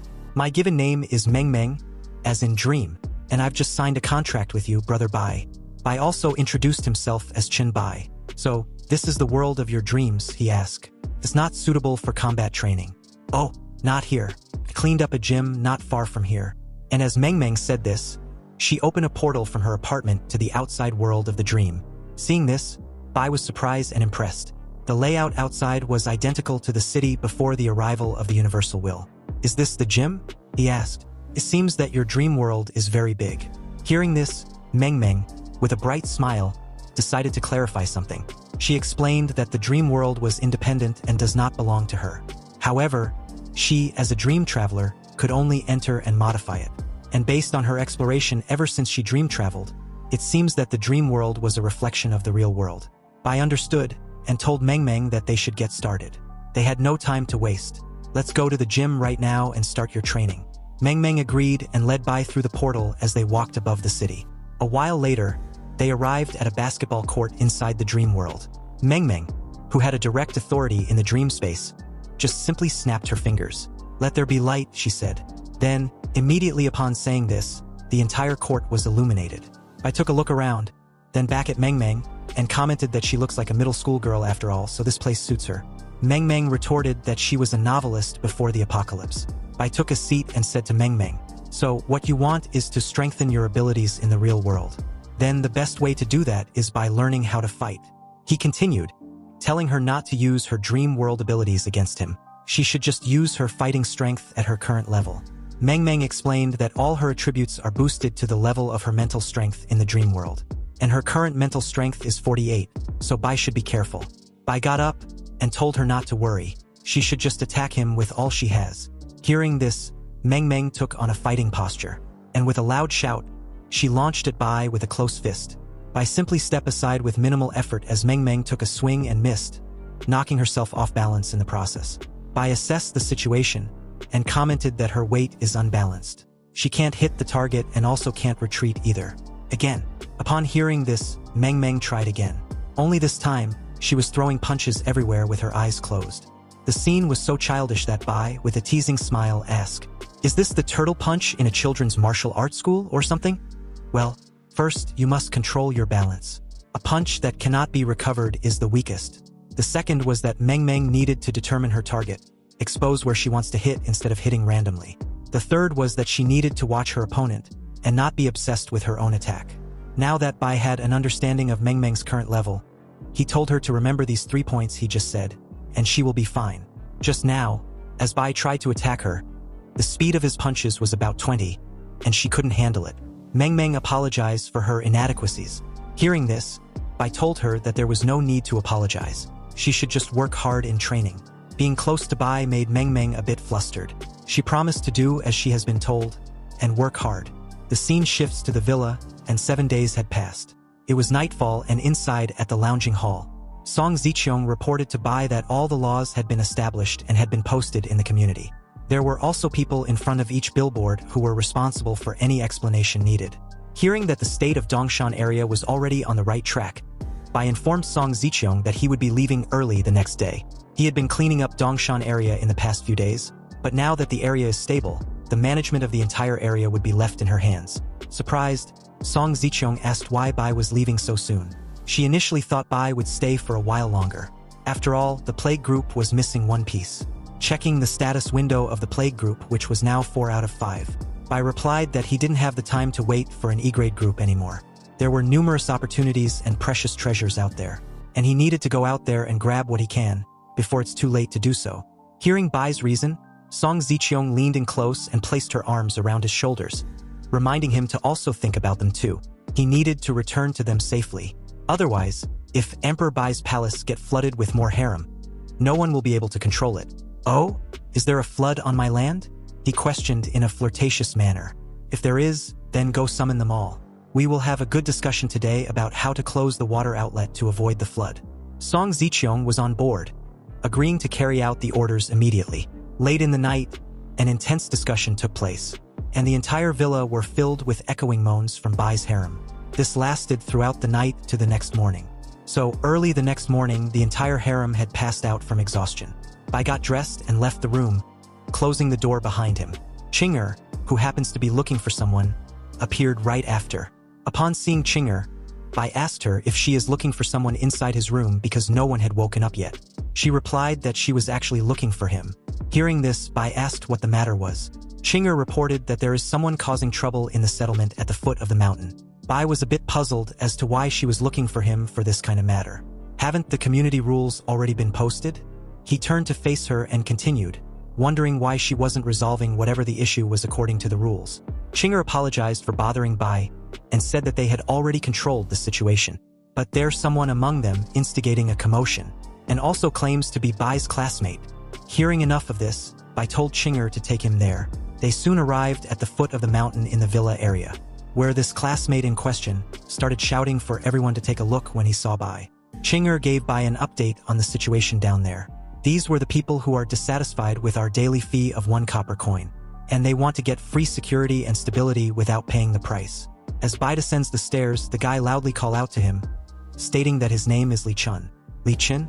I know you, he said, but our rules are not harsh because to get 1 copper coin you only need to kill 1 zombie. That's it. And even if you can't kill a zombie, there were jobs in the community where anyone can earn money. So why are you causing trouble? Li Chun replied that it wasn't a matter of how much money was being collected. Bai was wrong because in the end times, everyone must be careful and help each other out. Now that Bai has resources, he should help everyone overcome their difficulties. Li Chun said this was his advice to Bai as the student council president. Cancellation of the rules would be in the best interest for everyone, and everyone would also appreciate his effort. Bai couldn't help but laugh when he heard this. He neither had the time nor did he want to waste it on someone as insignificant as him. He then told everyone to listen up. There are rules here, and anyone who disagrees or refuses to accept it can leave. Anyone who doesn't leave after 3 minutes will be shot without any mercy. That's right. These are the rules here, and anyone who doesn't accept them should leave immediately. If anyone refuses to leave after 3 minutes, they will be shot mercilessly. Then he tells Chinger to start counting. However, this threat neither intimidated Li Chun nor his followers. He told Bai that there was no need for the countdown because he wasn't going to leave at all. What he was trying to do was to save money for everyone. So all the protesters present will support and thank him. A guard, having enough of Li Chun's actions, loudly shouted for Li Chun to stop with his nonsense. 1 copper coin wasn't a burden on anyone here. Those who don't pay are either worthless or selfishly stingy, and they don't protect those types of people. The rest of the guards also agreed, calling Li Chun trash for not being able to kill 1 zombie a day. But he shouldn't worry because trash like him can become a guard dog at his home. And if he does that very well, he would pay him 2 copper coins a day. Li Chun gritted his teeth, furious at what he just heard. He loudly shouted that he would be leaving this cursed place if he had to, but Bai should just wait. He would regret ever kicking him out. Hearing this, Bai immediately tells him to wait a moment. Li Chun smirked and asked Bai if he'd regret his decision already. Bai walked up to Li Chun, and as soon as he got close, he activated his bone claw skill and immediately sliced him in half, who had a shocked expression on his face, wondering what just happened. The crowd also had the same expression on their faces when they saw the scene in front of them. Blood drips from Bai's claws as he smirks. He commented that Li Chun was right about one thing. When someone holds a grudge against him and brags about it, they will definitely regret it. Chinger also let the crowd know that they had 1 minute left. Won't you leave? She questioned. But one of them replied that he was ready to comply with the rules and accept any consequences for the troubles he'd cause. All he asked for was a second chance. Looking at the guy, Bai commented that the guy seemed like an intelligent man. So, with 5 copper coins, things will return to normal after a month. The guy agreed and thanked Bai. As the rest saw this, they also immediately agreed to do the same. Bai left the rest to Chinger, who assured him that she understood what she needed to do. On his way, Meng Meng sent him a message. In her message, she told Bai that she was finding it very difficult to improve her abilities in reality, despite her heightened spiritual energy. Also, she lacked any offensive skill. Seeing this, Bai immediately sent Meng Meng a reply, telling her to take things slow and be patient. He would help her search for books that would help enhance her spiritual energy attacks. Then, Meng Meng wanted to know which city Bai resides so she can visit when she is able to go out. The city was Jiangcheng, and she replied that it was wonderful. She lived in Wuchang, which was a city nearby. Bai offered to visit her if she'd like to join him. Meng Meng was excited with this news.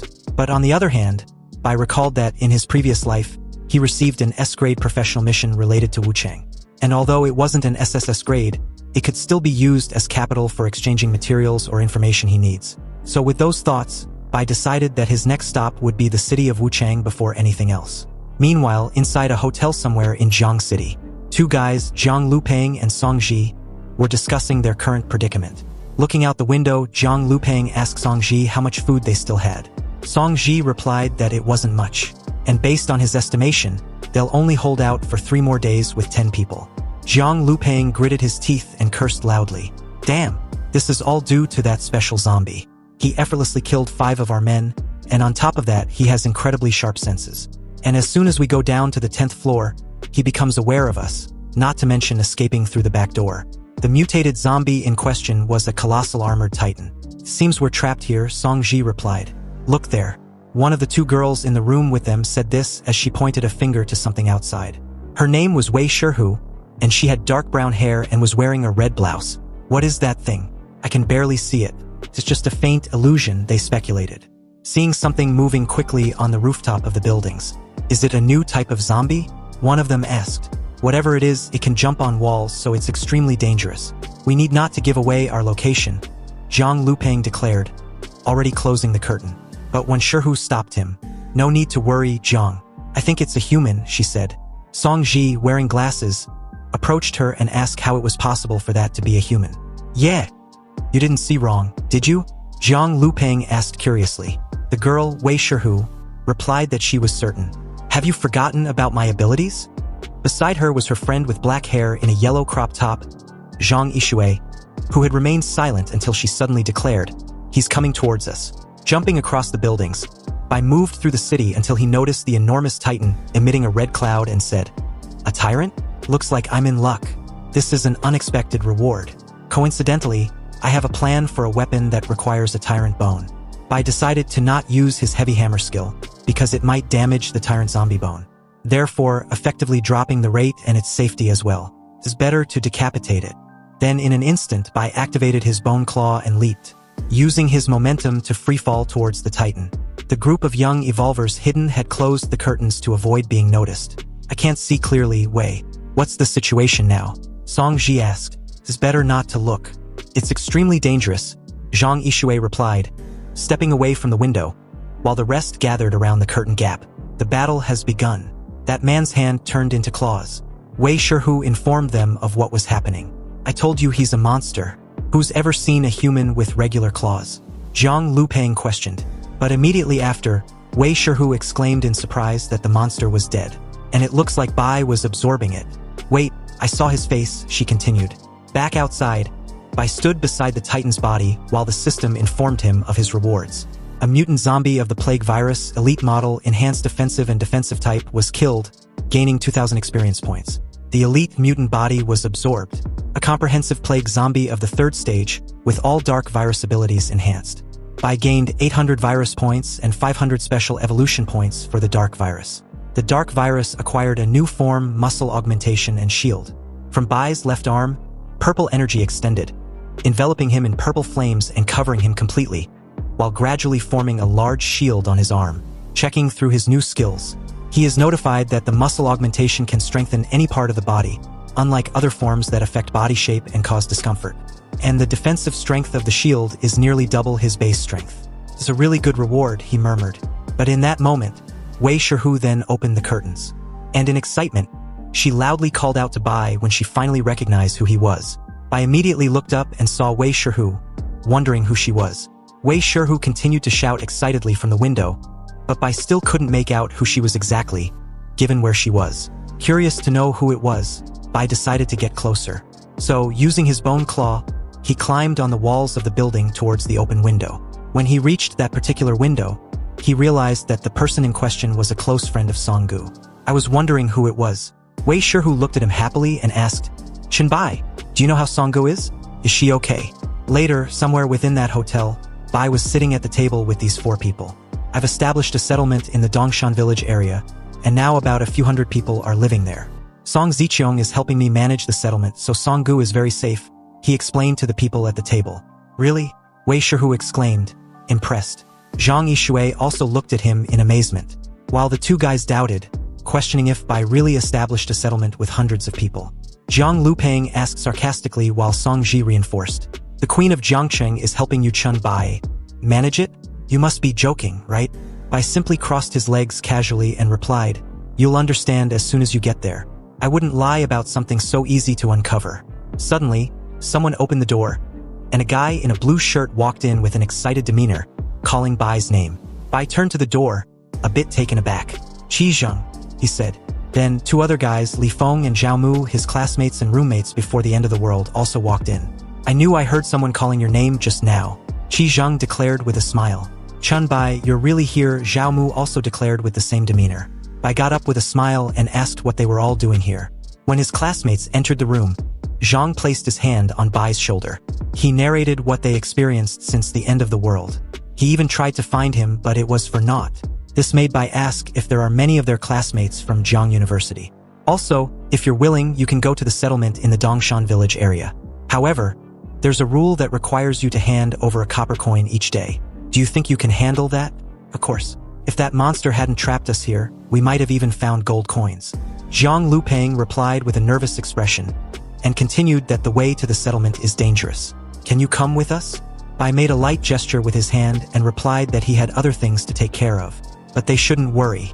On his way here, he only saw the tyrant zombie.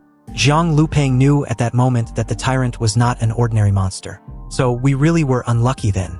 Not necessarily. Bai opened his inventory panel and placed some items on the table. Qi Zheng, Zhao Mu, and Wei Shihu. These are low-level items that I don't need, so I'm giving them to you, he said. But I'm in a hurry, so I need to hit the road.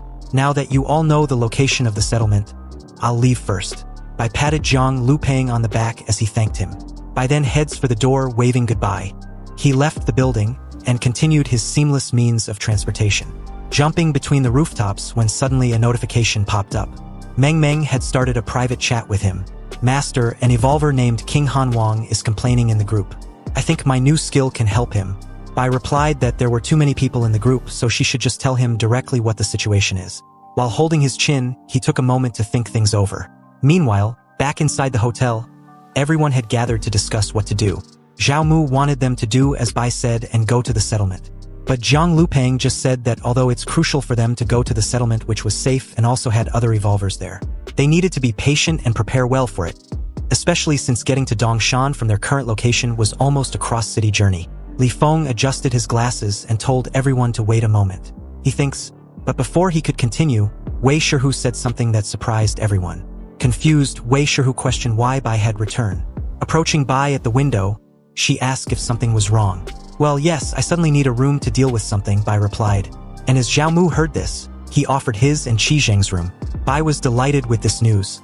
He placed his arms around their shoulders and said he need to be alone in the room. Are you guys okay with that? No worries, Qi Zheng said. You can stay in the room and we can keep an eye on you in the living room. Wei Shihu looked at him silently for a few moments and finally decided to join them. He shouted for them to wait for her. In the hotel corridor, Wei Shihu caught up to them, and as she leaned on her knees, she remembered a question she needed to ask of Bai. Do you know Song Gu Evolver's ID number? I want to add her as a friend. Oh, it's 990225. Hearing this made Qi Zheng also ask Bai for his number. He wanted to add it along with Zhao Mu's number. Bai turned to him and answered that it was 001. Qi Zheng looked at him incredulously, then suddenly burst out laughing. We're all evolvers now, but your dry humor hasn't evolved at all, he said. Behind him, Zhao Mu opened the friend request window, walked up to his friend and tapped him on the shoulder. Qi Zheng, you'll find out when you add him. Qi Zheng was a bit confused with this response. So when the notification came through, notifying him that the evolved number 001 had accepted his friend request, he freaked out, screaming. Bai, who was already used to this kind of reaction, just smiled and told him not to just stand there. He should hurry and catch up. 10 minutes later, the three were in the living room. And as Wei Shihu was busy, fiddling with her system window in the armchair, Zhao Mu and Qi Zheng were sprawled on the sofa, chatting. Qi Zheng was still surprised with Bai's identification number, saying that it was really impressive. Indeed, Zhao Mu agreed with him, and continued that Bai made mention that it was the sequence to become an evolved one. So that means he was the first to become one. Zhao replied, resting his head in his hands. Zhou Mu then turned towards him, and questioned if Qi Zheng remembers what Bai posted in the dorm group before the end of the world. There was something about the school changing the date of the physical test to mid-June. Of course I remember, Qi Zheng replied. We ended up exercising for more than a week because of that. He then suddenly sat up, asking what Zhou Mu was going with this. Wait, did Bai already know about the end of the world back then? Smiling, Zhao Mu declared that it might just be a coincidence. But they benefited from that exercise, didn't they? Indeed, we really did benefit from the information Bai provided.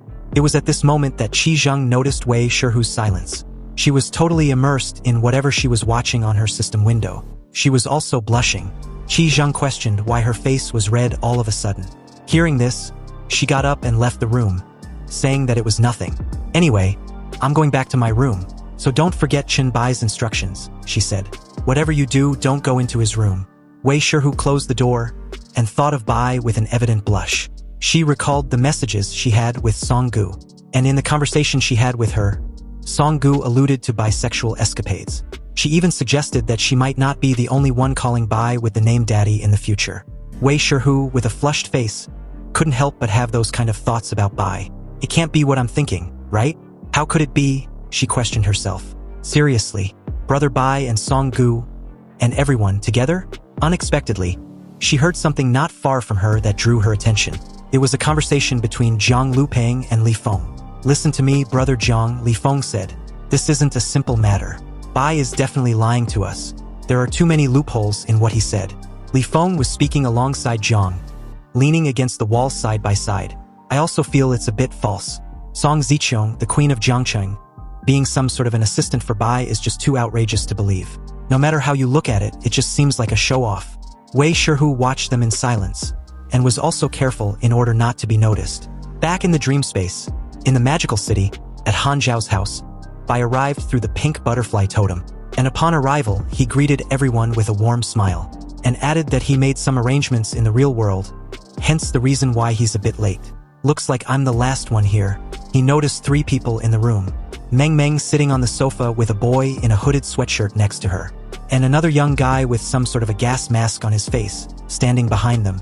The boy on the sofa got up and took off his hood with a smile. He introduced himself as Han Xiao with the username of King Han Wang. He then started to flatter Bai a little bit, complimenting him on his facial features. Meng Meng looked at him and teased the guy about his apparent flattering. The guy, with a nervous smile, replied that he was simply telling the truth. The other with the gas mask finally spoke up, introducing himself as Crow. Crow continued that his friend, Meng Meng, invited him to complete the total number. Anyway, my talent is fear embodiment of SS grade. Han Xiao lowered his head in despair. His S-grade talent was the weakest of the 3. Crow and Meng Meng had SS and SSS talent respectively. So Han Zhao's S-grade talent, mental control, was obviously the weakest. Bai then approached them and said that although Han Zhao's talent was lacking, his luck wasn't bad. If you had encountered this situation the day before yesterday, Meng Meng wouldn't have been able to help you, because back then, she could only bring us into the dream world using her own position. After all, the ability to bring everyone to her dream space using her dream totem as the core was something she just learned yesterday. Hearing this, Han Xiao smiled and scratched his neck, commenting that he'd always been pretty lucky. Bai looked at him and said to everyone present, "Alright, Meng Meng doesn't have much time to keep the 4 of us in the dream world. Explain why you were complaining in the group." Han Xiao then began to speak. It's about a dungeon. A dungeon with a specific mission for me. I'll send you a screenshot of the mission, but it's not nearby, so we'll talk as we go. The dungeon was a family mystery, an S-grade exclusive mission. Then the system notification displayed the mission. In your father's belongings, you found a medical record from the Red Star Psychiatric Hospital with the name of an aunt you've never heard of. Her record mentions a familial genetic disorder that piqued your curiosity. What is this genetic disorder? Why has your aunt never been mentioned? Is your powerful mental talent related to this genetic disorder? The Red Star Psychiatric Hospital seems to hold the key to this mystery. A while later, the group then walked through the dream space until they reached the specified location, where the mission entrance was. A red portal stood before them. Han Xiao approached it and said that this is the Red Star Psychiatric Hospital. By the time he found it, it had already become a dungeon. He went in once but quickly gave up. The difficulty level of the monsters were from 5 to 12, and the dungeon was also of a nightmare level. This proved to be too much for Han Xiao to handle, so he couldn't wait to evolve and come back. After I abandoned the dungeon for the first time, the Universal will informed me that someone had noticed my presence and could loot everything and leave, he said. Bai then simply raised his hand and said he understands, surprising everyone. The system notified him on his decision to lead the team in the dungeon of the Red Star Psychiatric Hospital. So, as a strong light emanated around his feet, he confidently chose yes. The group entered the dream space of Magical City, inside the dungeon of the Red Star Psychiatric Hospital. Crow spotted a monster and notified the rest. Meng Meng also commented that she had a bad feeling about the dungeon. The monsters right at the beginning of the dungeon aren't weak. Be careful, Han Xiao warned. A creature approached, a zombie woman dressed as a nurse, trembling and holding a syringe, moaning as she walked awkwardly. Her name was Monster Nurse. Crow then took a few steps forward and suggested for them to test their strength first. The creature lunged at him fiercely, but in that moment, Crow summoned a huge scarecrow that emanated a green aura, activating his talent, incorporation of fear. The nurse fell back terrified, her heart racing, her eyes filled with horror. Fear mode lawful explosion. Crow said this, and with a snap of his fingers, the nurse's heart immediately exploded, killing her instantly. The system then informed them that a team member had killed a crazed nurse. Therefore, the experience would be shared. Meng Meng commented that Crow's ability looks a lot like a villain boss. Han Xiao was stunned and exclaimed in surprise what a powerful ability Crow had. Bai crossed his arms and simply praised Crow a little. A grade D skill card drop form killing the nurse zombie.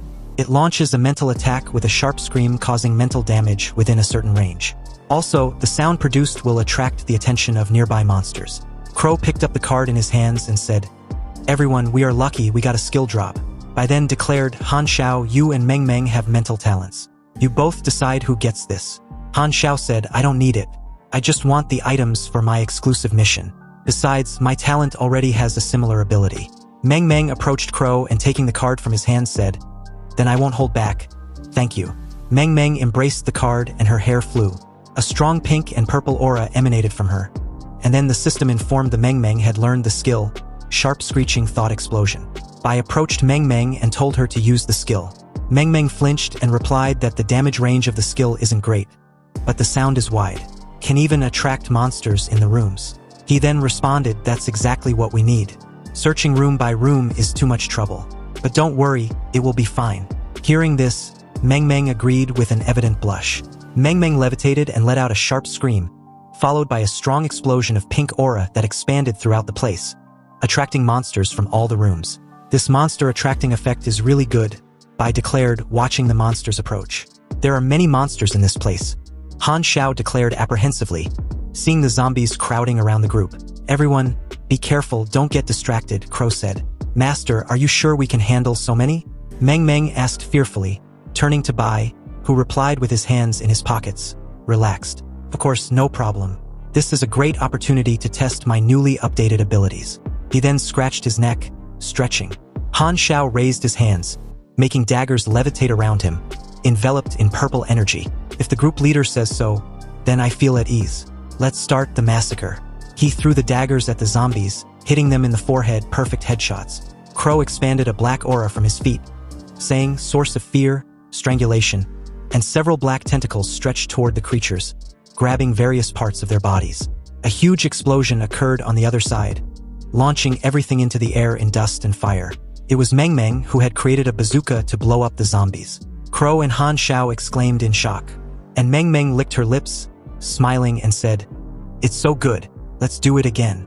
Han Xiao turned and said, "A bazooka? The ability to create things in dreams is very powerful. Will Miss Meng Meng be able to build a rocket launcher in the future?" And Crow replied, "Definitely." Then he turned and looked at Bai, thinking, "But why hasn't the group leader made a move yet?" Bai had already activated his claws and was waiting, thinking. Finally, the energy is at its limit. This skill's cooldown is a bit slow. It seems hard to fully charge it during battle. And then, he finally declared with a smile, "All right." Bai buried his fists in the ground, declaring, "Earth spikes." The ground shattered into various pieces of stone as black energy spikes emerged, impaling the zombies from below. A huge cloud of dust rose, and a forest of spikes formed. Everyone looked at him in astonishment. Behind Bai, two nurse zombies walked closer without him noticing. Han Xiao noticed something and rushed forward, declaring that two monsters were still alive, so he'll take care of them. Bai signaled with a hand and said, "Wait, those two mini-boss nurses were intentionally left by me." Bai activated his absorption with his left hand, raising some tentacles and immobilizing the nurses in the air. Han Xiao stopped in shock midway and stuttered. He caught them.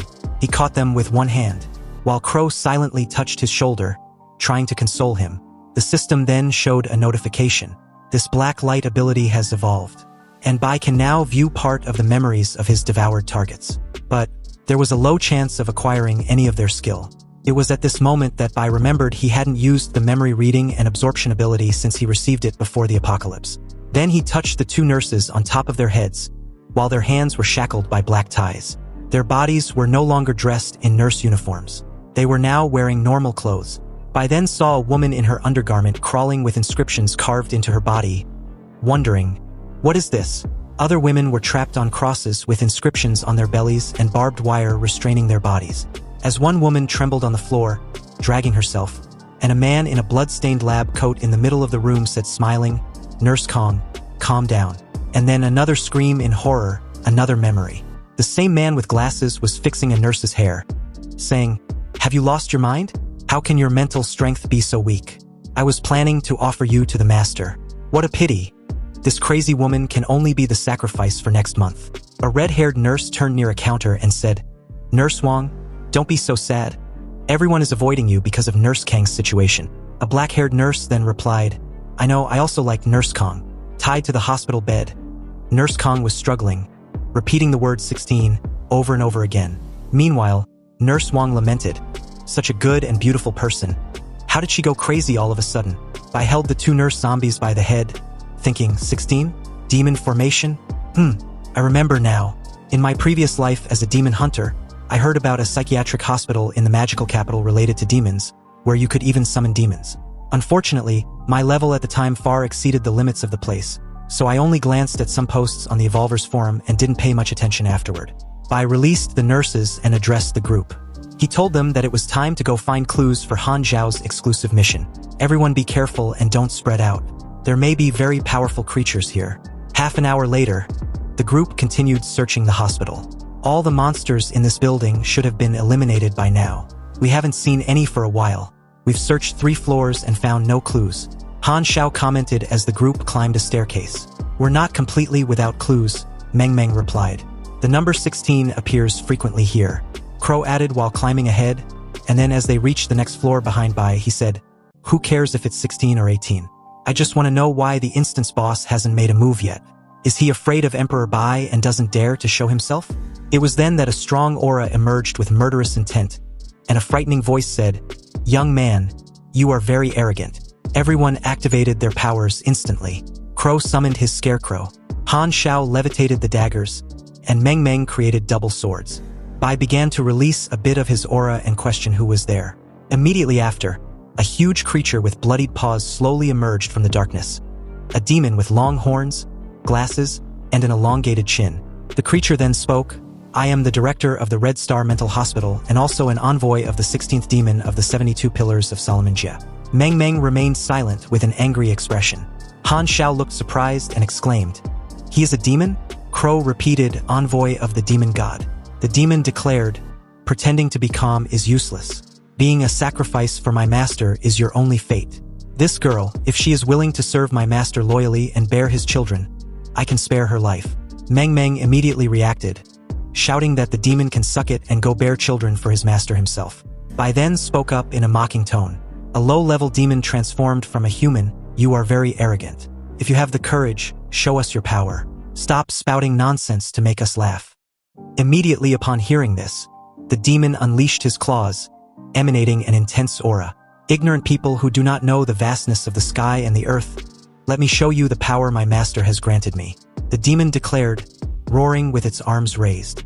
A huge, terrifying aura spread across the room, and gradually Crow and Han Zhao began to bow. "What is this terrible feeling?" Han Zhao wondered, holding his head. Meng Meng called out to Bai as she felt an intense pain on her psyche. Bai adjusted his posture and thought anxiously, "Damn, this is the psychic-type demon I hate the most. The one that can exert psychic pressure continuously. Although my psychic power is not weak, I have no psychic abilities, so prolonging this would be very disadvantageous. I need to end this quickly." Bai rushed toward the demon, exuding an oppressive aura. He then buried his claws in the demon's abdomen, which bent over and congratulates him. "Well done," it said. The creature then exhaled a red and dark flames which immediately engulfed the entire corridor. Bai quickly activated his shield to protect himself and was pushed back. "You really have some strength to endure this, but in the end you won't be able to break through my hellfire. And if this drags on, the result will be you collapsing under my psychic pressure," the demon declared, as Bai's vision became increasingly shaken by the pressure. The demon then shouted with hatred and fury, "There's no way to advance and there's no way to go back either. Fight and scream in despair, and entertain me with it." Suddenly, Han Zhao laughed and stood up, touching his temple. The psychic pressure suddenly disappeared, and everyone noticed this immediately as a blue energy emanated from Han Zhao. "If you had this ability, why didn't you use it before, Han Zhao?" Meng Meng asked. Han Zhao scratched his head and smiled shyly, saying, "Although I'm not sure what's happening, it seems that if I release a bit of my psychic power, I can resist his pressure." On the other side of the corridor, the demon spoke, a bit taken aback. Han Shao, so you are a descendant of the Han family, a descendant of the master's blood. Don't think that just because you are resisting the psychic pressure with your blood, you are safe. The hellfire can still turn you to ashes.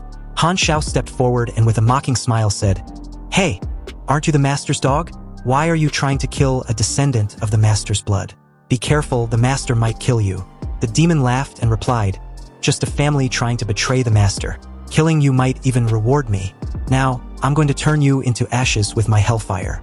The demon leaned back and gathered a flame in its chest. At the same time, the group rushed forward, led by Crow, who told the two behind him about the need to not let the demon finish summoning his hellfire. They needed to interrupt him. However, before they could reach him, the demon suddenly sneezed. "Old man, did you catch a cold?"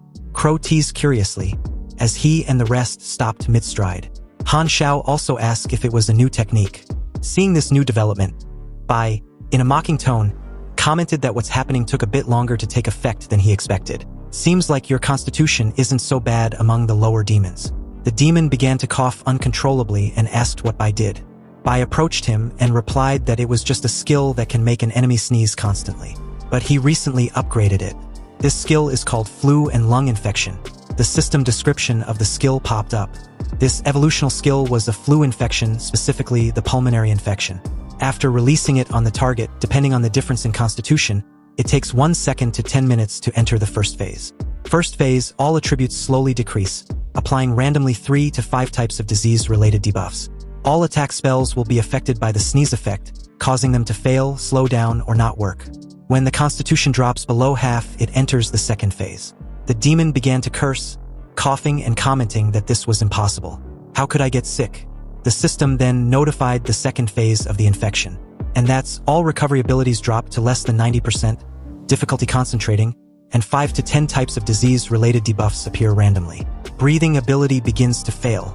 Bai leisurely approached the demon from behind, who was, at this very moment, struggling desperately to walk, leaning against the walls. The demon thought it was already at a higher level of any life form, so how could this happen? Then the system showed the final part. Third phase, loss of the ability to breathe. The demon fell, trembling without air in its lungs, writhing in pain. Not bad. After all, demons also need to breathe. It was worth the large amount of virus points I used, Bai declared, looking at the demon on the ground and smiling with a sick satisfaction. The system then informed the group that the dungeon boss, Zhao Chonglin, a level 12 demon, was defeated. 30,000 experience points was gained based on the battle contribution. Bai then turned and looked at the trembling group in confusion and asked, "What are you guys doing?" This question made them jump, and as they cover their mouths, feeling nauseated, they also tried not to breathe. Then Crow spoke up, saying that none of them want to catch a cold. Hearing this made Bai laugh. He told them there was no need to worry. If he doesn't release the flu, no one would get infected. Everyone breathed a sigh of relief, and Crow even took off his mask. Meng Meng sat down and commented that Bai's abilities were way too strong. They were simply unmatched. Han Shao also shared the same sentiment. Bai turned to his system window and told them to stop flattering him. After all, the flu skill only works on demons with weak physiques, and there were plenty of monsters that didn't need to breathe. Bai then looked at Han Shao and said he had received the notice of the dungeon raid and the notification to post the strategy video. "How's your task going?" he asked. Han Shao turned to his notification window and wondered how his mission wasn't over yet. Bai told him that the situation meant that the clue of his mission must be hidden somewhere in the dungeon, so he should hurry up and look for it. "By the way, I plan to release the dungeon cleanup video. No one wants to show their face and get famous, right?" He turned to the rest and asked. Crow put his mask back on and told Bai to hide their appearance in the video. Meng Meng agreed, and Han Shao even commented that being low-key was the best way to survive. "Anyway, let's see what the boss dropped first, and then you guys can help me find the clue of my mission quickly." Not long after, the video about the dungeon was published with their usernames. The viewing price was 5 copper coins. Back at the villa in Dongshan, Song Ziqiong and Chinger saw the notification about the video and was surprised. And it wasn't just the two, but several evolvers as well. Even the Emperor-level powerhouse, Shui Chuan, saw the video and a smile crept on his lips. Meanwhile, back inside the hotel in Jiangqing on the 15th floor, the group watched Bai's video of the hospital dungeon. Zhang Yishui stood behind Wei Shihu, and immediately after they finished watching the video, she commented that although Bai's face was hidden, she can clearly see and remember those claws. The white figure of the Emperor in the video was definitely Bai, she said. Wei Shihu sat on the sofa with her arms leisurely folded. And as she stares at Li Feng and Zhang Lupeng, she asked why they aren't saying anything. The two of you were the ones claiming that Bai was a fraud. Li Feng, with a confused expression, wondered how Bai was able to raid a dungeon when he was still in the hotel. He continued to say that the video only proved that Bai has a strong combat ability.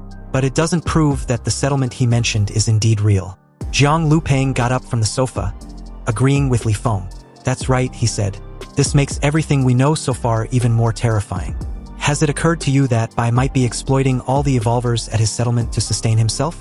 That's definitely the reason why he is so strong.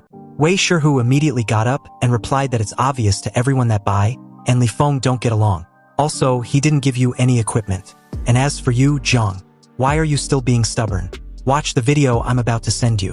In the video, a wall of flesh was shown devouring various corpses. Seeing this, Zhang Yixue was shocked and exclaimed in wonder. What kind of monster is that? Wei Shihu, what did you send? Wei Shihu then replied that Song Gu sent her this recorded video. The two then watched the video together. On the other hand, Li Feng tried to protest immediately upon seeing the wall of flesh. In the video, Song Gu explained that the red wall behind her was called the Wall of Flesh. It was the settlement defense system on the outside, and it only devours corpses. Song Gu continued, asking if Wei Shihu was scared. Anyway, you wanted to see the settlement, right? Song Gu proceeded to say that recording videos with the Universal Will wasn't cheap, so she only bought 10 minutes. It should be enough to see from the foot to the top of the mountain. The foot of the mountain is the most populated area.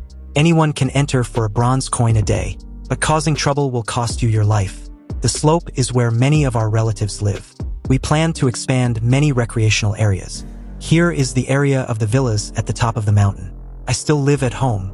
You know my house, right? There aren't many people at the top, but it's absolutely safe.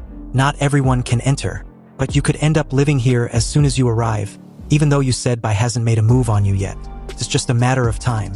That big pervert has an insatiable desire. Anyway, come soon because I have a lot to tell you. I need to go farm instances and also improve my physique. Otherwise, even all of us together won't be able to handle him.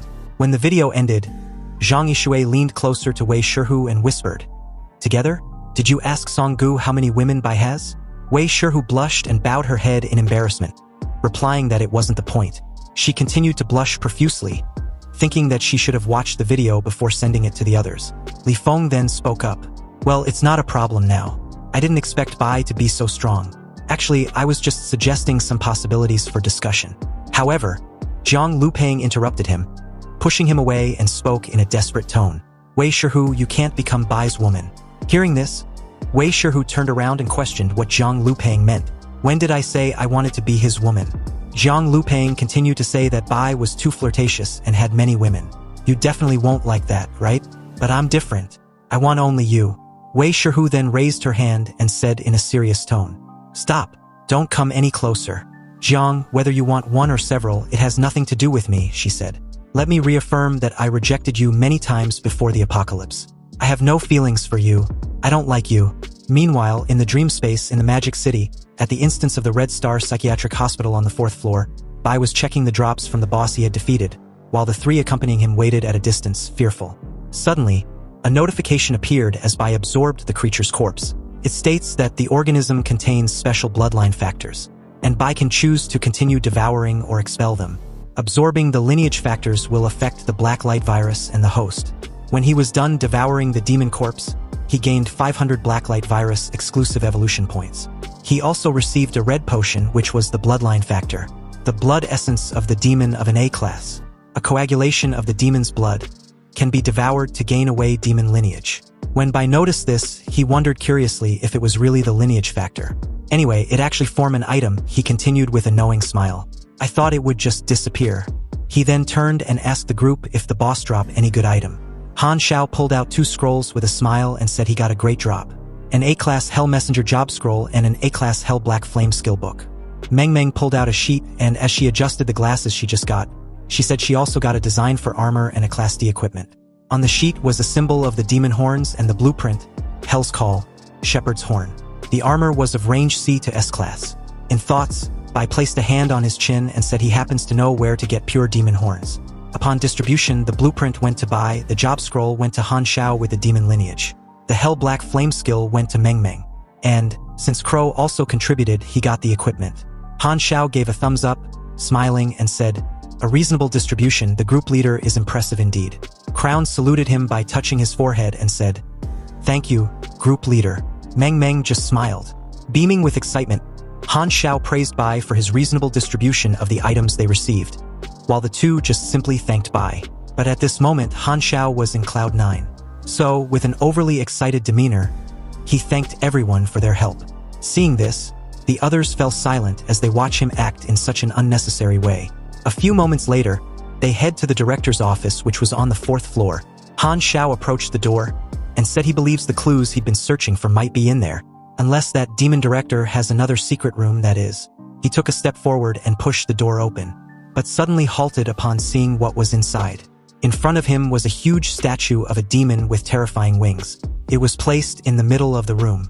The entire group entered the room immediately after, and as Bai approached the statue, Meng Meng commented that the statue has such a strong presence.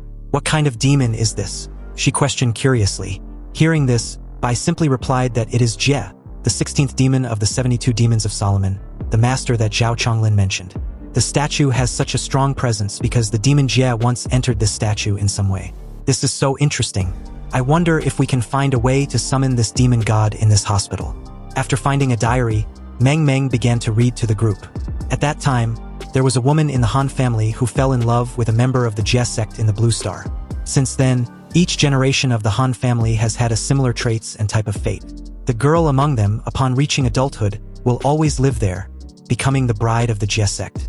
As for the boy, he will remain unaware, start a family, marry, and have children. A dozen years ago, Han Xiong's father somehow learned the truth about the Han family's heritage. To escape fate and prevent his daughter from being forced to live in this psychiatric hospital for the rest of her life serving a demon, he chose to kill his newborn daughter. Zhao Chonglin discovered this and stopped Han Yong, then reported the incident to the Jie sect. Han Yong was stripped of his bloodline due to this betrayal. After that, Han Xiong's sister was taken by the Jie sect to be raised. As a reward, Zhao Chonglin received the demon bloodline. And that's about it. This diary belongs to the Dean. Most of the diary of this foolish director is filled with envy for the Han family's bloodline and insults towards Han Yong due to his stupidity. It also contains long sections of pledges of loyalty, merit, and receiving rewards. This is the best I could piece together. Han Xiao walked up to her and said that he'd just received the next mission after Meng Meng was done talking. He thanked her. "Honestly, seeing such long texts gives me a headache." "Thanks to you," he said. Meng Meng replied that he was welcome. "Actually, I enjoy looking for clues like this," she added. As Bai continued to analyze the statue closely, Meng Meng turned in his direction and asked, "Group leader, you've been studying that statue since the beginning. Is there something wrong with it?" Touching a pointed section of the statue, Bai replied, "Of course there is." He then pulled that section of the statue, revealing a secret door. The room trembled a little as the door opens. Everyone with the exception of Bai had a surprised look on their faces. Bai, on the other hand, just smiled at the discovery and led the group inside. Inside the secret room, the group descends a flight of stairs. Bai commented that given the height, they've probably gone from the 4th floor to the basement, right? And Han Xiao replied that it's at least 2 or 3 floors below.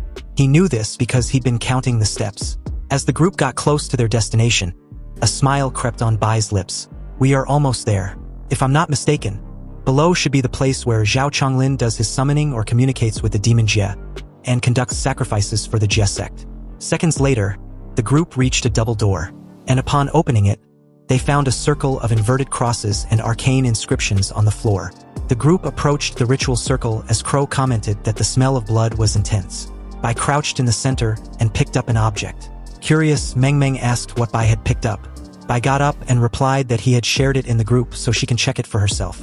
It was a golden medallion with description on it, named the core of the Hell Teleportation Array, a special item. The circle marked with the symbol of Hell can be used to resurrect the rare demon hospital. The requirements needed was sacrificing 16 lives along with their souls and blood. This item was unique, and the summoned demon will be restricted to level 12 due to the dungeon's rules. After the summoning, the dungeon's difficulty will increase to Hell difficulty. Astonished, Han Xiao exclaimed in surprise when he saw the notification, and Crow commented with wide eyes when he noticed the level restriction after summoning. "Wait, does that mean?" But suddenly, Meng Meng reacted with excitement, smiling and saying that if they summon the demon and kill it, won't they hit the lottery? Unbeknownst to her, Crow disagreed with this idea. Bai looked at her incredulously and simply asked, I'm at level 8. What about you guys? Meng Meng said she was at level 5, Crow was at 4, and Han Xiao was almost at 4. Bai made a slicing gesture with his hand and said, well, summon the demon and you'll die instantly. With levels below 10, and no profession and equipment, where did you find the courage to fight a level 12 demon? Han Xiao smiled and said, but isn't Emperor Bai here? Bai humbly guided him and replied that even with him there, it was not possible. The difference between a demon and a weak-blooded demon is immense. You should know that. Let's go back and level up and acquire professions. Crow turned to Meng Meng and said, make sure to bring me along when you return, seniors. Meng Meng winked at him, smiling and replied, of course you'll be prioritized. The group returned to the director's office. Meng Meng asked if the dungeon raid was over. Does anyone have anything else they want to do? Han Xiao scratched his head and replied that there's something he can't seem to figure out. A descendant of a demon also has a sister. I'm wondering if she's different or if they look similar. I'm not sure if it could be a coincidence, but it definitely exists now. Bai touched his shoulder and asked why was he thinking about this all of a sudden. Did your father act strange before the apocalypse? Han Xiao replied with a no. Our relationship wasn't close. To me, he was just an ordinary man.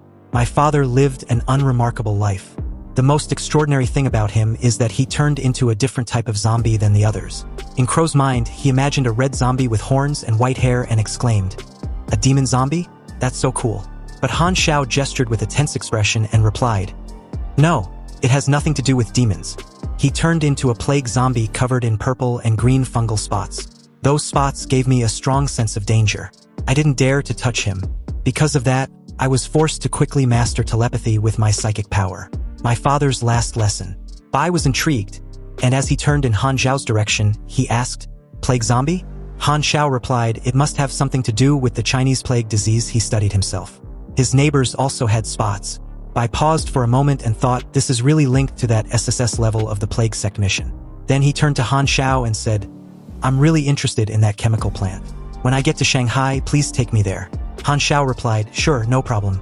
Crow raised his hand and said, Emperor Bai, I have some questions about my abilities. Bai smiled and replied, of course, everyone can discuss any questions or share information now. At the same time, he thought that his harvest was great. I even got some clues about the Plague Lord's mission. Later, back inside room 1503 of the hotel in Zhangcheng, Bai woke up from his sleep. But he was surprised to hear the sounds of people coughing continuously. He looked around and was startled to see Zhang Lupeng, Qi Zhang, and Xiaomu sprawled on the floor, coughing around his bed. He exclaimed, questioned what was wrong with them. One of them tried to call out to him, but his voice came out weak. I helped two of them outside and said, what's going on? I told you not to enter the room. I released several viruses to prevent accidents. As one was placed on the couch, he coughed and said, I have 20 diseases related to negative buffs now. And the other replied, I have 30. All my attributes are at 0. I'm going to die. Bai, do you have any antidote? Bai got up and replied, I've already removed the viruses from you. Your abilities will recover soon. Rest here, I'll go get that guy, Jiang or whatever he's called. Wei Shihu then approached Bai with a sense of urgency in her voice. She told Bai that Zhang Lupeng was actually there to kill him. Bai's eyes immediately widened, so he asked what Zhang Lupeng's reason was. Why does he want to kill me? Wei Shihu then began to explain. It started because he didn't believe that the settlement you mentioned was real. So to verify it, I asked Song Gu to record a video and send it. But I didn't expect Song Gu to be very detailed. A while later, Wei Shihu finished explaining the exact reason for Zhang Lupeng's actions, including her refusal to date him. The thing is, after I refused, he shouted your name and said he would kill you, claiming that all the problems arose after you arrived and that killing you would solve everything. The two sat at a table, and as Bai leaned back in his chair, he commented that Zhang Lupeng was an idiot. What kind of logic is that? Hearing this, Wei Shihu agreed and said Zhang Lupeng was really an idiot. He would threaten any girl she interacted with, even forcing her childhood friend to drop out of school. If Song Gu hadn't protected me, he would have used the same tactics he used on other girls to force me. I would have been hurt by him a long time ago. Being stuck in the hotel with him made it felt like hell each day. Luckily, his talent wasn't strong enough to force me. Otherwise, he would have ruined me long ago. Seeing how strong you are now and knowing that Song Gu is still alive, I'm really very happy. After some time, while Zhang Lupeng was coughing violently in the room, The two stood up and walked toward the door. Wei Shihu turned and asked, Zhang Lupang has been caught in your trap for a while. Is he already dead? Bai replied with a no. Common viruses weaken a person's attributes quickly, but it should take a bit longer to be fatal. Wei Shihu then said she had an idea. This made Bai ask what she wanted to do. She leaned in towards Bai and said, I hate that guy so much. I want to make him die with regrets. The two opened the door and saw Zhang Lupang leaning against the bed, coughing. It was then that the last thing Zhang Lupang's red and irritated eyes saw was a kiss between Bai and Wei Shihu. Bai quickly took the opportunity to ask, to irritate him, would a kiss be enough? And Wei Shihu replied that it was. What else do you want to do? This is my first kiss, you know?